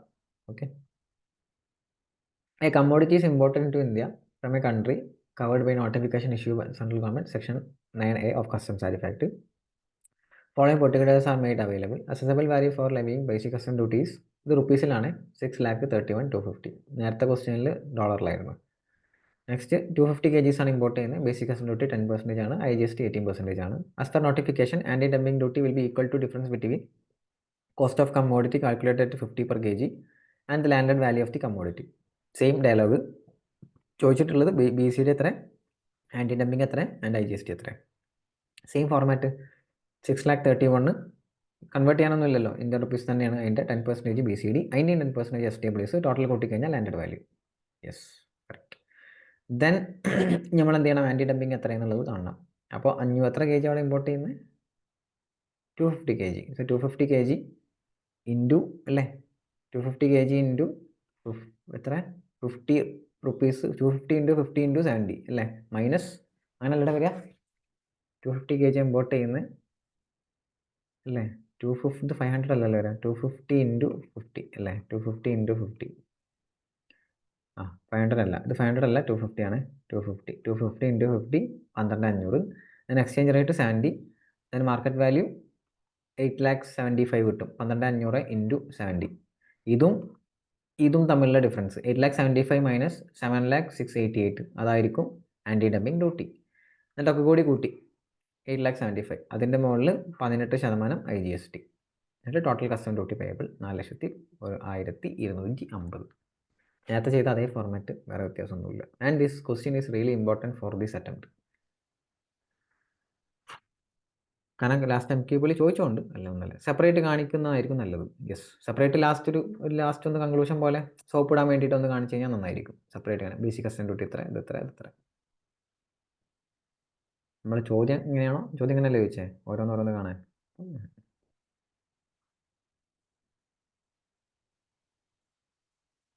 ഓക്കെ, ഇത് ഓക്കെ അല്ലടാ? ജസ്റ്റ് ഒന്ന് 2-3 ആൾക്കാർ പറയോ ഇത് ഓക്കെ ആണോ? MQP ലാസ്റ്റ് 2 ക്വസ്റ്റ്യൻസ് ഓക്കെ ആണ്. ഓക്കെ, ബാക്കിയുള്ളവരൊന്ന് ഓക്കെ ആണോ അല്ല എന്ന് പറയും. ഓക്കെ ആണ്.